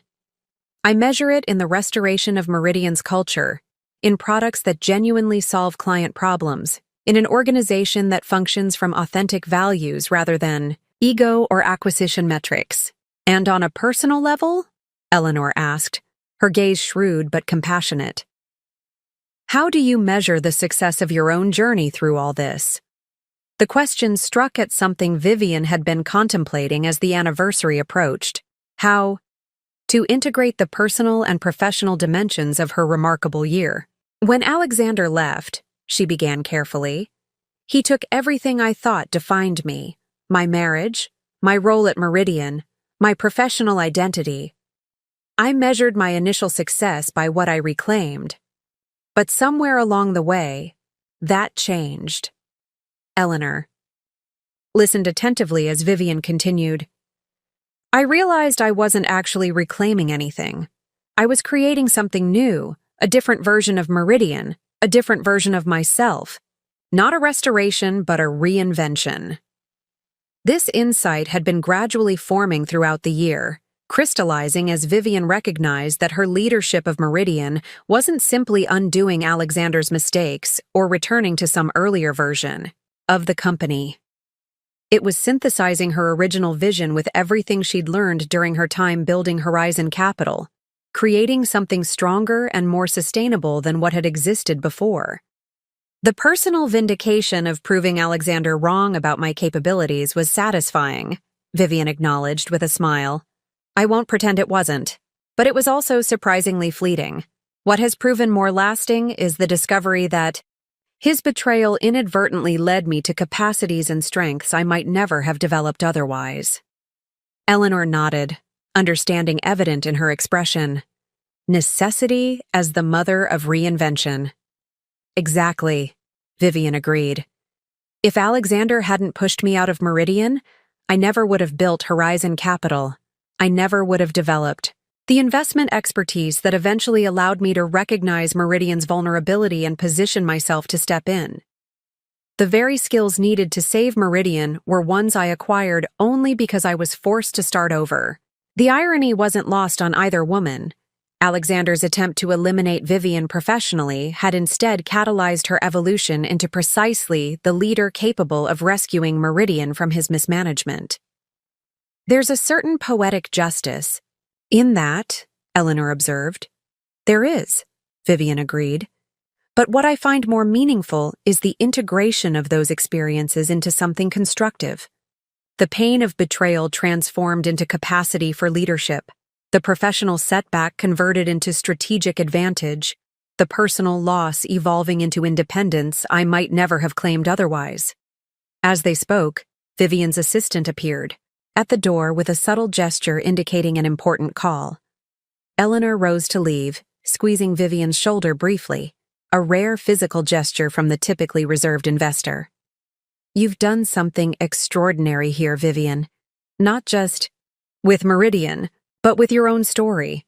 Not many people manage to transform betrayal into triumph so completely." After Eleanor's departure, Vivian took the call, a major client confirming expansion of their Meridian contract to international offices. Another success, another validation of the company's renewed direction under her leadership. When she hung up, Vivian found herself drawn back to the windows, to the cityscape now fully illuminated against the night sky. 1 year ago, she had stood in this same spot, looking out at these same lights, feeling the weight of responsibility for a company in crisis. She had carried with her then the scars of Alexander's betrayal, the determination to prove him wrong, the fire of reclaiming what had been taken from her. Now those motivations had evolved into something more nuanced and perhaps more powerful. The desire to prove Alexander wrong had been satisfied and then transcended, replaced by a vision that had nothing to do with him and everything to do with what Meridian could become under leadership that valued sustainable growth over ego-driven expansion. Vivian's phone buzzed with a text message from James Patterson. Board review packet looks excellent.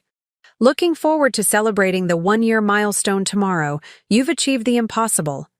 The affirmation brought a smile to Vivian's face, but also a moment of reflection on how her relationship with validation had changed over the past year.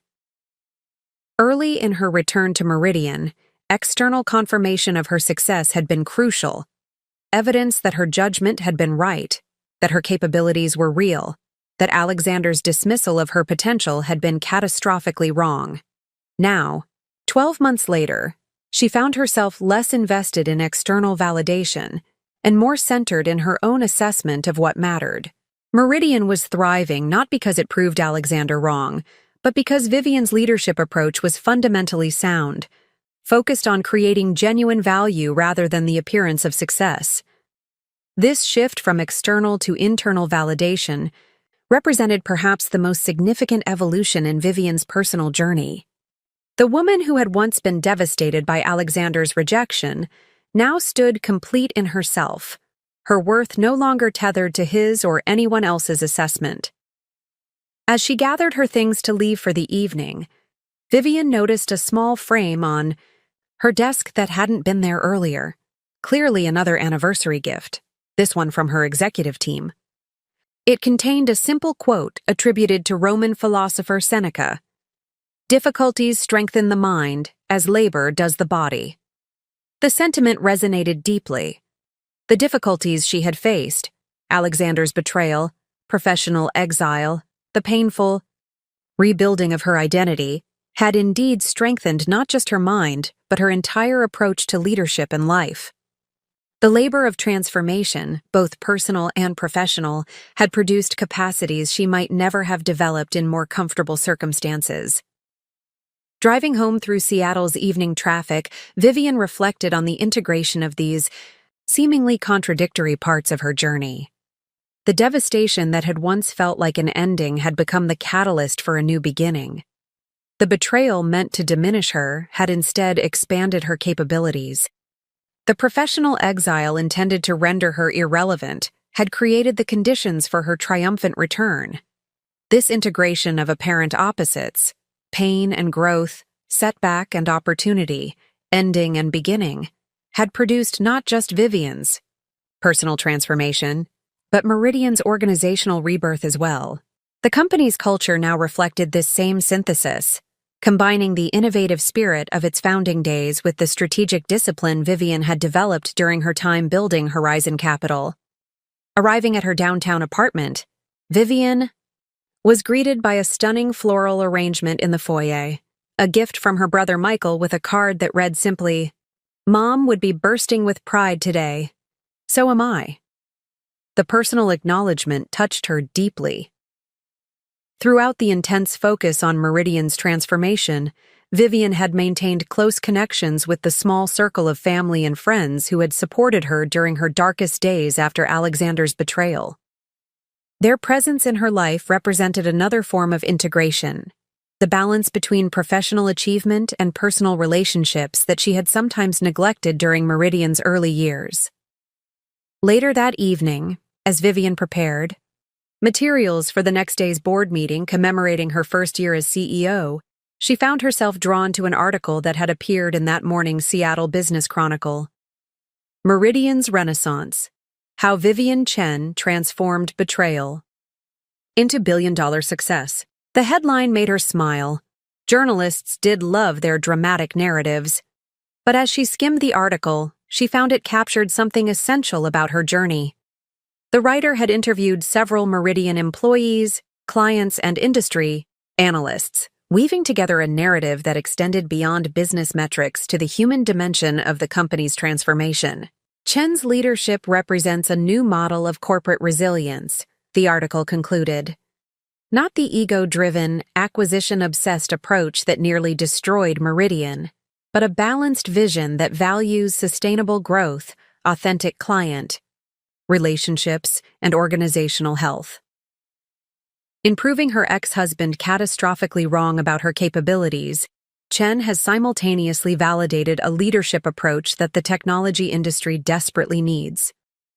The assessment was gratifying, particularly the recognition that what had occurred at Meridian wasn't just a personal vindication, but a validation of an entire leadership philosophy, one that prioritized genuine value creation over the appearance of success, sustainable growth over reactive expansion, and collaborative innovation over top-down control. As midnight approached on this significant anniversary, Vivian allowed herself a final moment of reflection. The journey from devastated ex-wife to triumphant CEO had not been what she would have chosen. The pain of betrayal too acute, the professional setback too severe, the personal loss too profound. Yet standing on the other side of that transformation, she could acknowledge that these very difficulties had forged something extraordinary, both in herself and in the company she now led. The Vivian Chen who had sobbed on her bedroom floor as Alexander packed his suitcase could never have imagined the woman she would become through that crucible. Stronger, certainly, but also more authentic, more purposeful, and paradoxically, more compassionate, even toward Alexander himself. Their final conversation months earlier had revealed a man beginning to recognize the magnitude of his miscalculation, not just in dismissing Vivian's capabilities, but in the fundamental values that had guided his leadership. There had been no satisfaction in witnessing his diminishment, only a quiet acknowledgement that consequences inevitably follow choices. Vivian's phone buzzed with a calendar reminder for tomorrow. 1-year anniversary board presentation, 9 a.m. The agenda included her vision for Meridian's next stage of growth, building on the successful foundation established during this transformative year. That future-focused orientation captured perhaps the most significant aspect of Vivian's personal and professional integration. She was no longer defined by her past with Alexander, or even by her triumphant return to Meridian. She had moved beyond reaction to creation, beyond reclamation to innovation, beyond proving Alexander wrong to proving herself right in ways that transcended their shared history. As she finalized her presentation for the board meeting, Vivian included a slide she had deliberated over for days, a simple statement of Meridian's renewed purpose under her leadership. Building technology that serves humanity through sustainable innovation and authentic partnership. The words reflected not just a corporate mission but Vivian's personal integration of all she had experienced. The pain of betrayal transformed into commitment to authenticity. The experience of professional dismissal converted into valuing genuine partnership. The recovery from crisis channeled into dedication to sustainability. Morning found Vivian Chen striding confidently through Meridian's headquarters, greeting employees by name, exchanging brief updates with department heads, her presence exuding the calm authority that had become her leadership signature. The boardroom awaited, its configuration transformed like so much else in the company. No longer designed for power displays but for collaborative decision-making and strategic clarity. As board members gathered, the atmosphere reflected the dramatic shift in Meridian's trajectory over the past 12 months. From crisis to stability, from vulnerability to strength, from uncertainty to validated success. James Patterson, who had witnessed both Vivian's departure and her triumphant return, greeted her with genuine warmth. "1 year ago, we took a chance on your vision for Meridian's recovery," he said quietly. "It might be the best decision this board has ever made." Vivian smiled, acknowledging the compliment while recognizing that taking a chance hadn't quite captured what had occurred. The board hadn't gambled on an unknown quantity. They had recognized in Vivian the leadership qualities Meridian desperately needed, the same qualities Alexander had systematically dismissed and attempted to erase from the company's culture. As she prepared to present her anniversary assessment and future vision to the board, Vivian Chen stood not as Alexander Reed's ex-wife who had improbably reclaimed her position, but as Meridian's CEO who had earned that role through demonstrated capability and validated results. The distinction was subtle but profound. A shift from identity defined by relationship to identity established through independent achievement. "Good morning," Vivian began, her voice confident and clear. 1 year ago, Meridian Enterprises stood at a critical inflection point, facing challenges that threatened its very existence. Today, we gather to celebrate not just recovery, but renaissance, a fundamental reimagining of what this company can be and the value it can create in the world. As she guided the board through Meridian's remarkable transformation, financial, metrics, client success stories, product innovations, cultural evolution, Vivian recognized that she was simultaneously presenting the narrative of her own journey. The company's integration of apparent opposites, innovative spirit with financial discipline, technical excellence with human-centered design, ambitious vision with sustainable execution, mirrored her personal integration of seemingly contradictory experiences. The betrayal that had once threatened to destroy her had become the catalyst for her greatest achievements. The professional dismissal meant to render her irrelevant had created the conditions for her most significant contributions. The personal loss that had seemed devastating had ultimately led to a more authentic and powerful sense of self. This integration of past and present, pain and purpose, ending and beginning, represented the true culmination of Vivian Chen's extraordinary journey. Not merely surviving betrayal, but transforming it into the foundation for unprecedented success. Not simply reclaiming what had been taken, but creating something far more valuable in its place. Not just proving Alexander wrong, but validating a vision that transcended their shared history and pointed toward a future limited only by imagination and the courage to pursue it. As Vivian concluded her presentation to enthusiastic board approval, she carried within her the quiet certainty that this anniversary marked not just a milestone in Meridian's recovery, but the completion of a personal transformation more profound than any corporate turnaround. The woman who had once defined herself in relation to Alexander Reed, as wife, as co-founder, as betrayed partner, now stood complete in herself, her identity forged through challenge, her purpose clarified through adversity, her vision validated through results. The journey that had begun with a devastating betrayal had culminated in triumph beyond mere revenge, the creation of a stronger, more authentic self, and a more vibrant, purposeful Meridian than had ever existed before. In the end, Alexander's most significant contribution to Vivian's life hadn't been the company they built together, or even the betrayal that shattered her world, but the opportunity that betrayal inadvertently created for her to discover capabilities, purpose, and strength she might never have claimed otherwise. As board members offered congratulations and shared their perspectives on Meridian's extraordinary year, Vivian felt a deep sense of completion, not of her journey, which would continue to evolve in ways she couldn't yet imagine, but of the chapter that had begun with betrayal and culminated in this moment of integrated triumph. Whatever the future held for Vivian Chen and for Meridian Enterprises, it would be shaped not by reaction to the past, but by vision for the future, not by proving others wrong, but by creating something authentically right. In that realization lay perhaps the most profound evidence of Vivian's transformation.